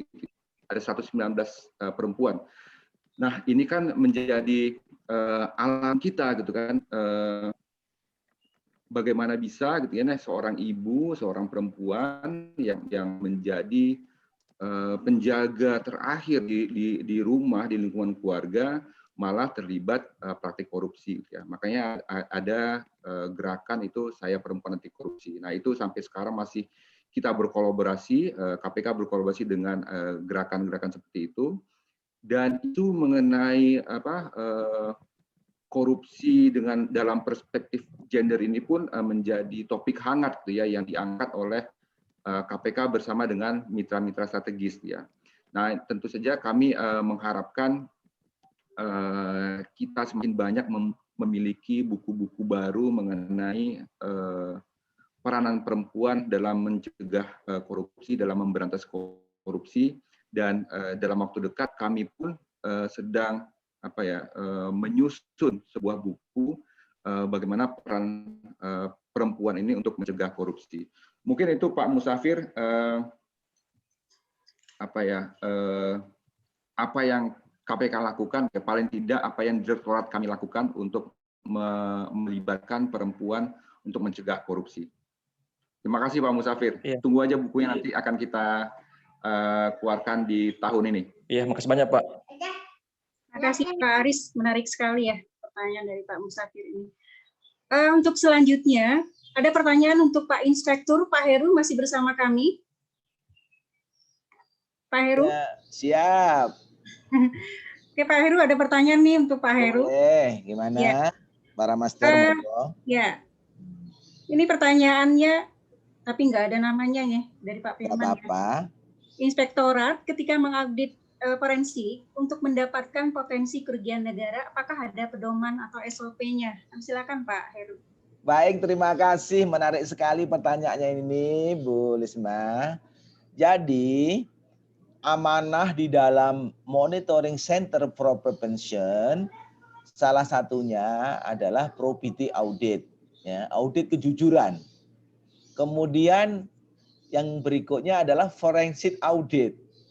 Forensic audit ini, audit forensik ini sesuatu yang bagi kami adalah sesuatu yang di luar kemampuan kami, dikarenakan forensik audit ini perlu adanya, selain memang kita memiliki peralatan, mohon maaf ini misalnya kalau teman-teman BPKP, Badan Pengawasan Keuangan dan Pembangunan, memang sudah dibantu KPK memiliki PC, personal komputer yang memang bisa, meskipun mungkin itu hard disknya dihapus, mungkin bisa dihidupkan kembali ya. Ya begitu Pak Aris ya. Tapi sebaliknya kalau kami terus terang saja, di antara auditor dan P2UPD kami belum sempat mengikuti pelatihan bagaimana melakukan forensik audit. Jadi ini salah satu yang tidak tercapai, sehingga memang MCP kami di tahun 2020 bisa melewati 80% atau kita memperoleh capaian 83,33% ini di luar yang memang nggak tercapai forensik audit. Ini mohon maaf betul, karena memang ada prosesi berkaitan dengan mungkin pelatihan dan mungkin sarana prasarana pendukungnya, sehingga hingga detik ini kami belum bisa melakukan forensik audit, sehingga mohon maaf kalau kami kemudian belum bisa menceritakan berkaitan dengan forensik audit ya, karena kita belum berhasil berkolaborasi. Inginnya kami sebenarnya kemarin pada saat teman-teman dari Pak Deputi pelatihannya LKPP pada saat hadir di Bengkulu, kami juga mengharapkan agar setiap auditor dan pengawas penyelenggaraan urusan pemerintahan daerah atau auditor lah secara keseluruhan di inspektorat yang berjumlah 83 itu jika memungkinkan diberikan kesempatan dengan satu, diberi kesempatan sertifikasi ahli pengadaan barang jasa. Meskipun di antara kami ada, tetapi seingat saya belum banyak ya. Termasuk saya alhamdulillah udah lulus L4 dulu di tahun 2006 masih Bapenas ketika saya masih di BPKP ya. Tapi di harapan kami agar sebagaimana juga inspektorat kementerian lembaga, harapannya teman-teman auditor ini memiliki selain sertifikat kompetensi yang lain kalau berkaitan dengan pengadaan barang jasa, mestinya memiliki keahlian pengadaan barang jasa meskipun tingkat dasar. Kemudian yang kami sampaikan ke Pak Deputi pada saat itu, kebetulan beliau adalah senior saya di SMA Negeri 1 Ponorogo ya. Pak Robin tuh ya, Pak Dr. Robin ketika itu kami harapkan ketika itu usulan kami agar diberi kesempatan pelatihan itu forensik audit ya. Jadi ini yang bisa kami jawab ya, kami belum bisa bercerita karena kami belum melaksanakan. Demikian kira-kira Mbak Lisma. Waalaikumsalam warahmatullahi wabarakatuh. Waalaikumsalam. Terima kasih Pak Heru. Bisa tanya langsung ke Pak Heru tadi. Bisa Pak Heru tanya langsung. Boleh, tergantung moderator. Kalau moderator katanya boleh, boleh. Ya. Moderator, silakan moderator. Ya. Saya, cuma pertanyaannya ini Pak Heru. Dari mana itu Pak? Bapak saya siapa? Joko Supiono dari Surabaya. Wah, Cak Joko. Ya, temannya Pak Heru dari Ponorogo ya. Tadi Pak Heru dari Ponorogo ya. Pak Rok ya Bapak ya. Nah, Sahabat Pak Suranto. Pak Heru. Reunian nih. Di dalam audit itu kan ada audit kinerja. Ya, betul. Tertentu atau biasa disebut dengan audit investigasi itu yang boleh. Saya ya kan. Nah, terus pada saat kita misalnya proyek ini kan di Bengkulu kan banyak proyek kan banyak teman-teman kontraktor dan konsultan kan banyak yang dipidana itu ya. Nah, terus kalau seandainya salah satu penyidik itu minta melakukan audit kepada BPKP, tentunya BPKP kan atau inspektorat kan belum tidak ahli dalam hal terkait dengan pekerjaan fisik. Nah, terus tentunya dari pihak penyidik minta bantuan ke teknik misalnya ke LPJK dan lain sebagainya. Nah, yang menjadi persoalan itu tentunya yang namanya audit forensik, tentunya dari pihak inspektorat atau BPKP tentunya melakukan forensiknya, tidak cuma sekedar copy paste dari hasil yang dibuat oleh tim teknik yang pernah dilakukan penyelidikan atau penyidikan oleh aparat hukum. Nah, tentunya ini saya sampaikan bahwa bukan termasuk audit forensik, tetapi hasilnya dapat dipakai untuk menghitung kerugian negara. Ini bagaimana Pak Heru kira-kira perilaku seperti itu? Karena banyak teman-teman dari kontraktor, dari konsultan itu kejebak persoalan adanya potensi kerugian negara itu cuma karena hasil kajian teknik yang dibuat oleh ahli teknik dari LPJK atau siapapun namanya yang cuma di copy paste oleh penyidik inspektorat gitu sehingga ditetapkan kerugian negara. Ini kami mohon pendapatnya Pak Heru. Mohon. Gimana Mbak Lisma? Boleh ya 1-2 menit? Silakan Pak Heru. Ya, silakan. Baik Pak Joko. Jadi begini Pak Joko, bahwa penyidik itu pada saat full bucket pengumpulan bahan keterangan dan bukti, atau kita mungkin kalau di inspektorat atau BPKP itu istilahnya penelitian awal atau litwal. Jadi ketika ada pengaduan, kemudian dilakukan analisis ya, kemudian diekspos ya, eksposnya masih internal. Internal itu artinya belum melibatkan aparat penegak hukum, baru kemudian kita penelitian awal. Jadi diteliti-teliti ya, masih full bucket lah ya pengumpulan bahan keterangan dan bukti. Nah, nanti ketika sudah kita mengekspos ke internal, kemudian ada PMH bahwa indikasi perbuatan melawan hukum ya, merugikan keuangan negara, minimal 2 alat bukti atau bahkan kemudian memperkaya seseorang ya atau korporasi, baru kemudian itu kita artinya sudah ada indikasi tindak pidana korupsi, baru kita ditingkatkan menjadi kalau di APH penyidikan, kalau kita menjadi PDTT, pemeriksaan dengan tujuan tertentu, atau ATT, audit dengan tujuan tertentu. Nah, kalau inspektorat atau BPKP itu diminta langsung oleh penyidik ketika sudah dik, ya, jadi kan udah lidik, penyelidikan, terus menjadi tingkatkan menjadi sidik, ya. Kalau sudah sidik itu sudah PKKN, perhitungan kerugian keuangan negara. Nah, memang waktu PKKN auditornya masih boleh memanggil para pihak terkait, namun harus didampingi oleh APH. Sehingga apakah melakukan cek fisik, ya, mem-BAP, mengambil berita acara permintaan keterangan ulang para pihak terkait harus didampingi oleh teman-teman APH, penyidiknya, ya. Nah, kemudian yang berkaitan dengan keahlian, kita nggak ahli semuanya para auditor itu, ya. Tapi boleh memanfaatkan dari pakar konstruksi misalnya, ya, tentu dengan prosedur-prosedur yang harus dipenuhi, ya. Nantinya ketika mungkin sudah menjadi P21 diserahkan ke kejaksaan, sudah tot di penuntutan ke persidangan, mungkin yang dihadirkan adalah pakar-pakar yang terkait tersebut, ya. Sehingga seandainya pun memang mengutip hasil daripada pakar, pakar tentunya sudah memanfaatkan juga lab. Misalnya kalau terkaitan dengan beton udah ada lab uji beton, ya. Atau kalau terkait dengan hot mix sudah ada lab berkaitan dengan uji terkait dengan core terhadap aspal hot mix yang sempat dilakukan di beberapa titik. Nah, sepengetahuan kami BPK, BPKP masih memanfaatkan pakar tersebut, ya. Sehingga nanti ketika memang diminta keterangan, kalau kita sebenarnya kan bukan saksi, meskipun pada saat diminta oleh APH sebagai saksi, hakikatnya kita adalah PKA, pemberi keterangan ahli. Ahlinya kami adalah auditor, dibuktikan dengan sertifikasi kami, apakah auditor utama, madya, atau muda, atau pertama, ya. Yang berkaitan dengan konstruksi tentu masih menggunakan pakar. Nah, ini monggo Pak, nanti masih kita bisa diskusi lain waktu pada tema yang lain. Nah, ini kita dukung dulu, ya, perspektif korupsi di hari ini dengan mohon maaf kalau saya sebut emak-emak dan mbak-mbak, ya. Terima kasih Mas Joko, ya, nanti kita kok di lain online yang lain mungkin kita lebih diskusi lebih dalam. Terima kasih. Terima kasih Pak Joko.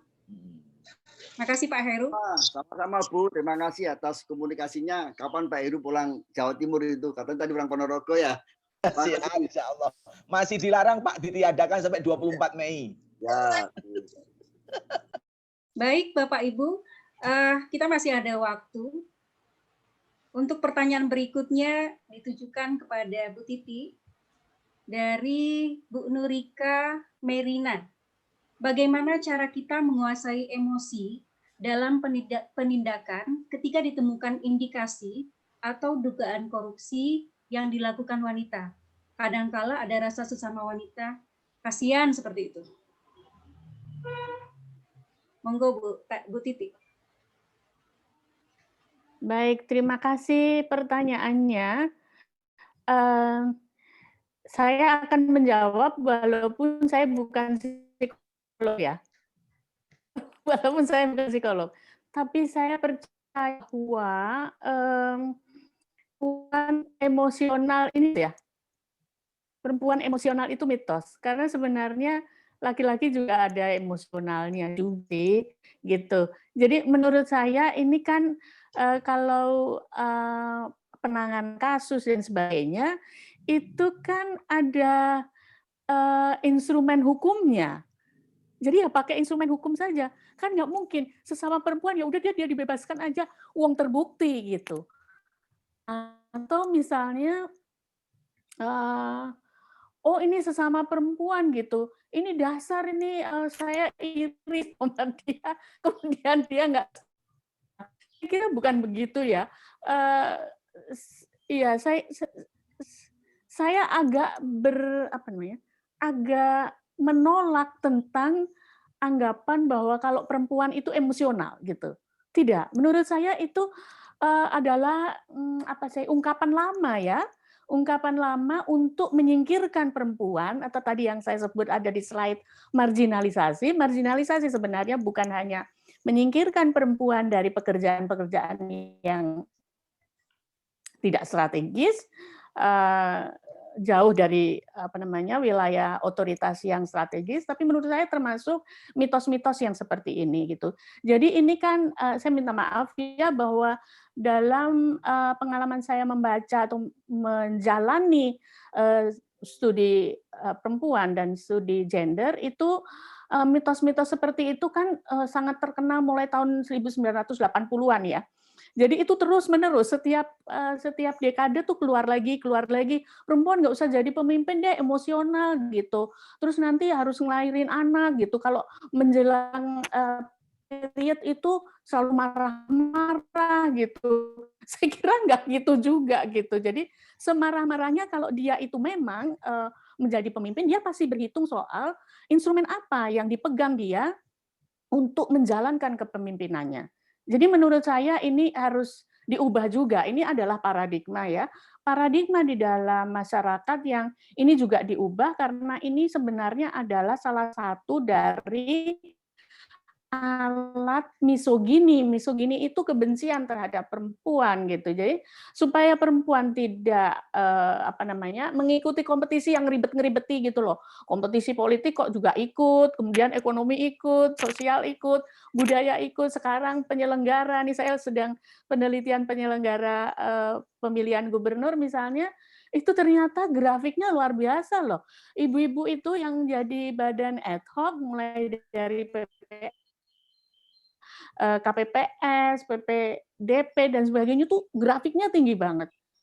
Tahu nggak Ibu dan Bapak peserta diskusi ini, jebloknya di wawancara. Jeblok wawancara itu bukan berarti karena mereka nggak bisa jawab, tapi proses seleksi meminggirkan mereka justru di wawancara karena mereka tetap maju, tetap bagus, persyaratan administrasinya bagus gitu. Bahkan ada di Bengkulu itu ada 3 atau 4 kabupaten yang leading ya, bukan kota malahan, ada Bengkulu Utara, Bengkulu Tengah, Lebong, Muko-Muko gitu ya, yang persentase perempuannya itu tinggi banget gitu. Nah mereka turun gitu grafiknya itu justru pada waktu wawancara. Nah kemarin saya FGD dengan mereka ngapain pada waktu wawancara gitu.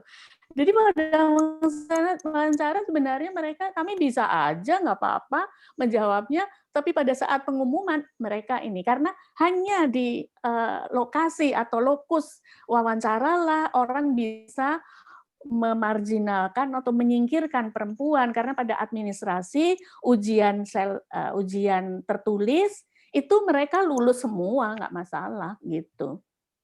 Nah, jadi menurut saya coba deh ini dikaji lagi, jangan-jangan itu mitos perempuan ini emosian, marah-marah gitu. Lah kalau misalnya tanggal tua nggak ada duitnya, lakinya minta makan enak, anaknya 4 rewel semua, ya gimana nggak emosi? Ya, saya kira laki-laki juga emosi kalau ditagih, mana bang duit itunya, duit berasnya gitu. Mesti marah-marah juga, digampar. Nah, emosi mana yang gampar sama yang marah-marah? Ayo. Sebenarnya sama aja. Ini cuma cerita lucu-lucuan karena sebenarnya mitos terhadap perempuan itu juga lucu-lucuan menurut saya. Misalnya perempuan bodoh, nggak bisa apa-apa gitu. Laki-laki suami misalnya yang anaknya ranking 10 gitu, salahin bininya gitu. Kamu dasar perempuan bodoh nggak bisa minterin anak gitu. Lah kamu di mana waktu itu? Jadi sebenarnya lucu-lucuan aja gitu. Ini bukan persoalan perang antara perempuan dan laki-laki, soal gender ini adalah persoalan bagaimana ketimpangan kekuasaan itu tadi gitu loh ya. Menurut saya menarik, sebenarnya ini diskusi yang menarik soal bagaimana banyak sekali gitu ya perumpamaan yang ini sebenarnya lucu-lucuan aja gitu. Dan ini dikreasi kebanyakan bapak-bapak gitu. Mohon maaf nih gitu. Gitu menurut saya. Jadi ini dikaji aja. Berapa sih dari 10 orang berapa yang emosian? 10 laki, 10 perempuan berapa yang emosian gitu. Nanti kan nggak cocok. Nanti nggak cocok. Saya nggak cocok. Jangan-jangan itu lebih gitu Bu Lisma, laki-lakinya saya ya. jawab. Ya kita lucu-lucuan aja ya. Saya kira iya. Iya. Nah, makasih Bu Titi. Mungkin Ya. Bu Daisy Novira, ada yang perlu ditanggapi terkait dengan pertanyaan Bu Nurika tadi? Kenapa? Saya suruh tanggapi. Saya setuju sekali dengan apa yang disampaikan oleh Bu Titi gitu ya. Karena saya juga pernah memimpin satu rumah sakit tingkat provinsi dengan 1.300 karyawan yang sangat bervariasi begitu ya karakternya, dan juga banyak perempuan, perawat juga kebanyakan perempuan. Tapi ya itu tadi, kita kan punya instrumen, punya SOP. Jadi apa istilah saya? Kita harus gembolan kita gitu ya, harus ditinggalkan dulu. Jadi kita harus mengerjakan segala sesuatu berdasarkan apa sih tadi instrumen hukumnya, apa SOP-nya, seperti itu. Kalau yang saya lakukan selama ini seperti itu ya. Jadi bukan berdasarkan tadi Bu Titi bilang emosi itu kok kayaknya perempuan dilekatkan dengan lebih emosi. Ternyata tidak seperti itu ya. Perempuan yang memimpin bisa juga menggunakan rasionya seperti itu. Jadi bisa berimbang lah antara emosi. Emosi ini jangan dikonotasikan sesuatu yang negatif juga seperti itu ya. Jadi perempuan punya intuisi, punya kekuatan, punya peran, dan dia juga bisa melaksanakan itu dengan baik apabila dia ditempatkan kepada posisi yang memegang jabatan. Jadi tergantung orangnya juga, dan tergantung apakah konstruksi sosial masyarakat sekelilingnya tentang perempuan. Mungkin itu yang bisa saya tambahkan sedikit. Baik, terima kasih Bu Daisy. Mungkin karena waktu, ini satu pertanyaan lagi ya Bapak Ibu ya, satu pertanyaan lagi yang bisa kita hadirkan di sini. Pertanyaannya dari Bu Nurul H. Ida Kukar ya, untuk Bu Titi. Untuk Bu Titi, terkait stigma perempuan adalah makhluk lemah, akan tetapi berkemampuan untuk melakukan korupsi. Dan ini semua tidak dilakukan sendirian. Tentunya dibantu kekuatan lain yang punya pengaruh. Bagaimana menyikapi ini? Apakah korupsi yang dilakukan perempuan dalam pemerintahan adalah murni kesalahan mereka atau ada faktor lainnya? Kami persilakan Bu Titi.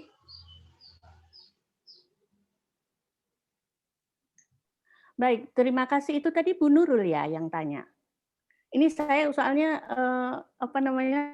sambungan saya kurang stabil, jadi kadang-kadang nggak dengar gitu. Ya, terima kasih sekali pertanyaannya. Iya Bu Nurul ya.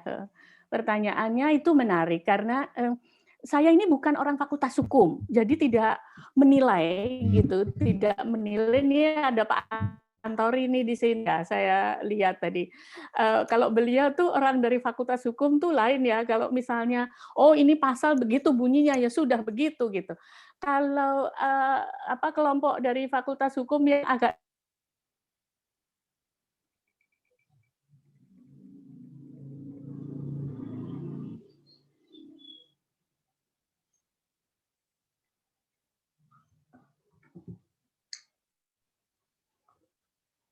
Bu Titi, tiba-tiba menghilang ya? Lempar, Master. Sorry. Ada. Jaringannya ya. Ada. Ya. Oke, bisa didengar? Bisa Bu. Jelas Bu. Ya. Putus-putus ya, minta maaf. Jadi saya mulai lagi respon saya kepada Bu Nurul tadi. Jawaban saya tentu saja sebagai orang sosial. Jadi saya bukan orang ilmu hukum yang memutuskan di sidang ini benar atau salah berdasarkan hukum tertentu, pasal tertentu. Yang saya agak cocok aliran dari di Fakultas Hukum adalah sosiolegal, yang sekarang juga lagi berkembang dan berjuang. Jadi suatu hal itu diputuskan berdasarkan sebenarnya cerita yang sebelumnya ini bagaimana gitu, cerita sosiologisnya bagaimana gitu.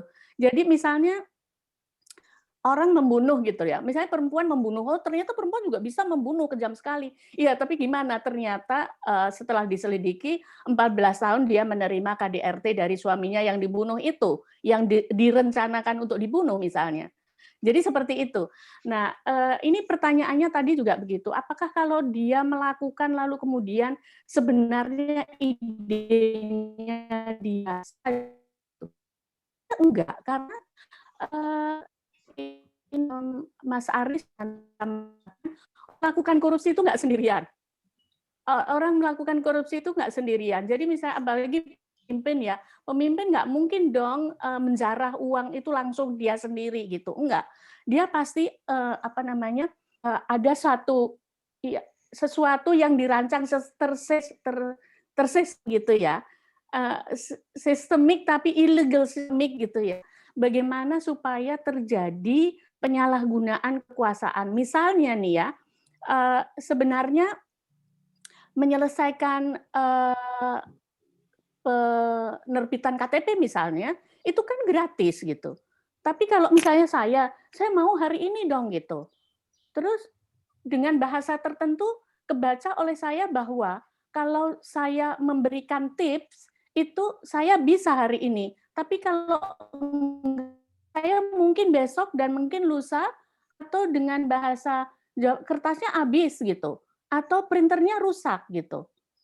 Lalu kemudian melewati cara apa, misalnya saya pergi ke kamar mandi, saya taruh uangnya 50.000 di flashnya toilet kamar mandi, lalu kemudian kira-kira 3 jam lagi kartu penduduk saya selesai gitu.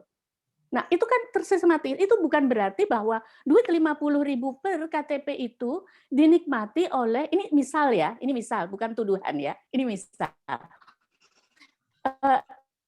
Uang dari KTP per kartu tadi itu tidak hanya dinikmati oleh orang yang ngeprint kartu KTP kan, tapi dikumpulkan dan nanti juga akan jadi dikasihkan kepada bosnya, lalu bosnya lagi, bosnya. Jadi sebenarnya ini adalah bareng-bareng gitu loh.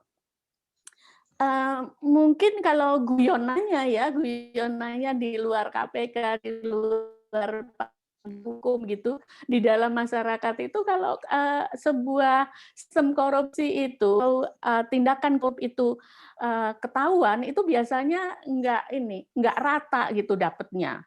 Kalau dapatnya nggak rata, maka cepat ketahuan gitu. Jadi ada yang bocorin bahwa oh ini ada korupsi, itu biasanya juga ada tren bahwa yang bersangkutan mungkin nggak kebagian atau mungkin memang benar-benar mau menegakkan kebenaran gitu. Jadi itu jawaban saya sebagai orang ilmu sosial bahwa nggak mungkin lah korupsi dilakukan sendirian. Buktinya kalau kita dengar, saya sebagai masyarakat biasa dengar di televisi misalnya, selalu ada yang yang diduga, lalu kemudian ada orang-orang yang juga diduga memainkan peran tertentu untuk terjadinya korupsi. Seperti juga misalnya upeti minta bagian berapa persen dari proyek dari para kontraktornya dan sebagainya, kan nggak mungkin dilakukan sendiri oleh pemimpinnya ya, pasti ada. Nah itu juga saya tadi sudah cerita terutama soal kasus-kasus politik yang sekarang sangat terkenal, kan banyak kepala-kepala daerah yang tersangkut gitu karena memang biaya mahal sehingga mereka kumpul-kumpul duit untuk bayar utang lagi, mengembalikan modal politiknya, atau sedang mengumpulkan untuk running periode yang akan datang gitu. Begitu Bu Lisma. Terima kasih Bu Titi, super sekali ya. Bapak Ibu peserta webinar pada hari ini, banyak sekali pertanyaan yang masuk di kolom chat Zoom, namun tidak semua kita dapat menjawab ya, karena terkait waktu yang diberikan pada kita sampai pukul 12 harusnya ya, pukul 12 kita udah closing.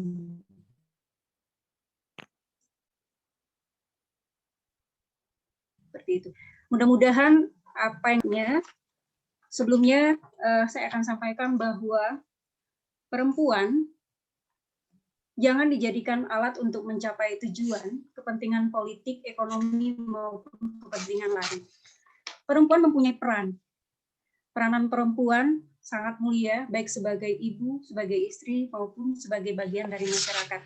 Sehingga mereka bisa menjalankan amanah sebaik mungkin. Terima kasih. Demikianlah webinar kita pada hari ini. Kami kembalikan ke MC, ke Pak Surahdi Wabarakatuh. Waalaikumsalam warahmatullahi wabarakatuh. Terima kasih Bu Master Lisma Ningsi yang sudah memandu jalannya diskusi webinar kita ini. Selanjutnya sebelum menutup kegiatan kita, mari kita saksikan persembahan puisi dari kami dengan judul Perempuan. Selamat menyaksikan. Udah. Perempuan. Romi dapat Relasi gabung dengan kita kuasa ya? tak berimbang. Perempuan rentan menjadi korban. Stigmatisasi, viktimisasi, tubuh jadi objek gratifikasi dalam kasus-kasus korupsi. Apakah menjadi pelaku atau korban? Sama, melahirkan ketidakadilan. Sanksi sosial belah-belah, bias gender menjadi pemberitaan. Berhentilah menjadi pelaku atau korban. Kembali menapak pada lurusnya jalan. Jati diri seorang perempuan. Tunjukkan, buktikan. Perempuan punya kekuatan. Perempuan punya peran. Ikut ambil bagian dalam pembangunan untuk Indonesia berkeadilan.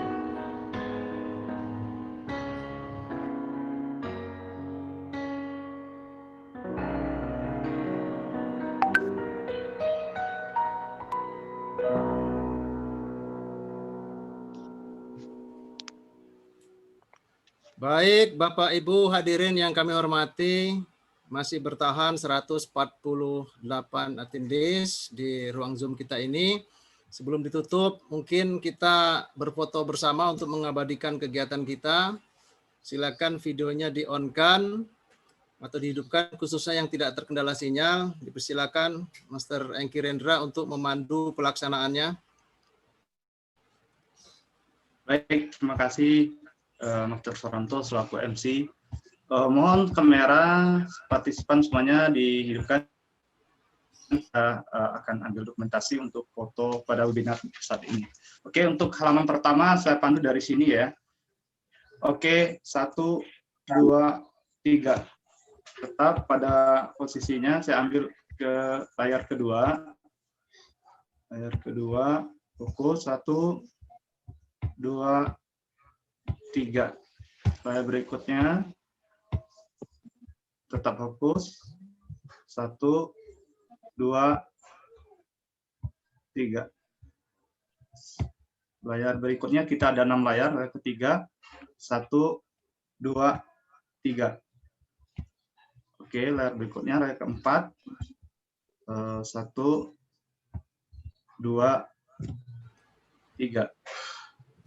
Oke, berikutnya layar kelima 1, 2, 3. Oke, layar terakhir layar ke-6 1, 2, 3. Oke, baik, terima kasih Master sekalian atas partisipannya. Kita kembalikan pada MC. Terima kasih Pak Engki Rendra. Bapak Ibu hadirin berbahagia, alhamdulillah tibalah saatnya kita di penghujung acara webinar kita yang luar biasa ini, Perempuan dalam Perspektif Gender. Sangat luar biasa peran perempuan Indonesia menjadi ibu, menjadi istri, dan menjadi bagian dari masyarakat untuk selalu mencegah korupsi di Indonesia.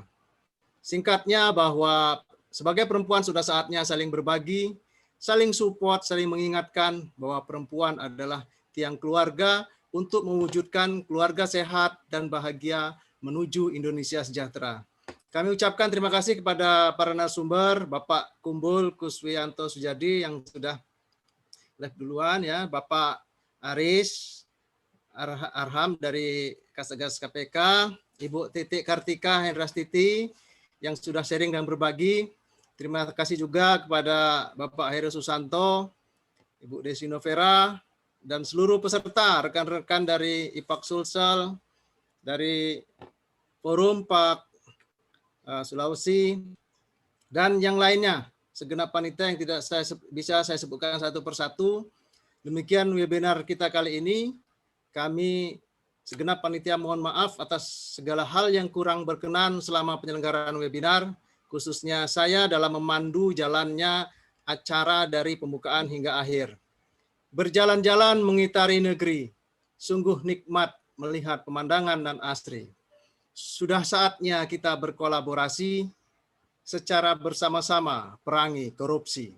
Selamat Hari Kartini untuk perempuan-perempuan hebat Indonesia. Wabillahi taufiq wal hidayah. Wassalamualaikum warahmatullahi wabarakatuh. Selamat siang dan selamat pagi. Terima kasih, izin live ya. Terima kasih Bu Titi. Terima kasih Pak Inspektur. Terima kasih Pak Heru, Pak Inspektur. Sama-sama semuanya. Terima kasih semuanya. Terima kasih Pak Inspektur. Haris. Terima kasih semuanya. Terima kasih. Terima kasih Bu Maaf lahir dan batin. Bu Titi, terima kasih.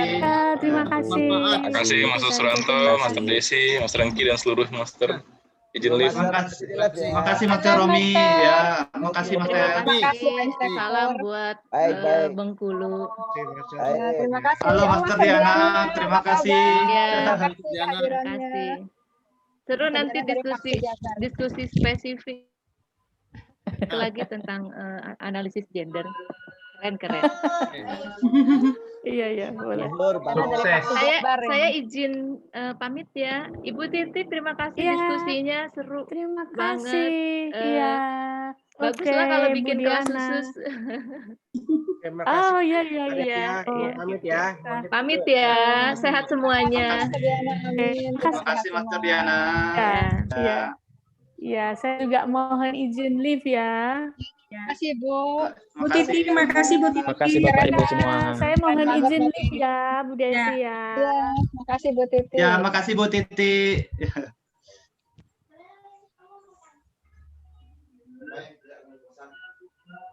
Terima kasih kepada panitia yang sudah luar biasa.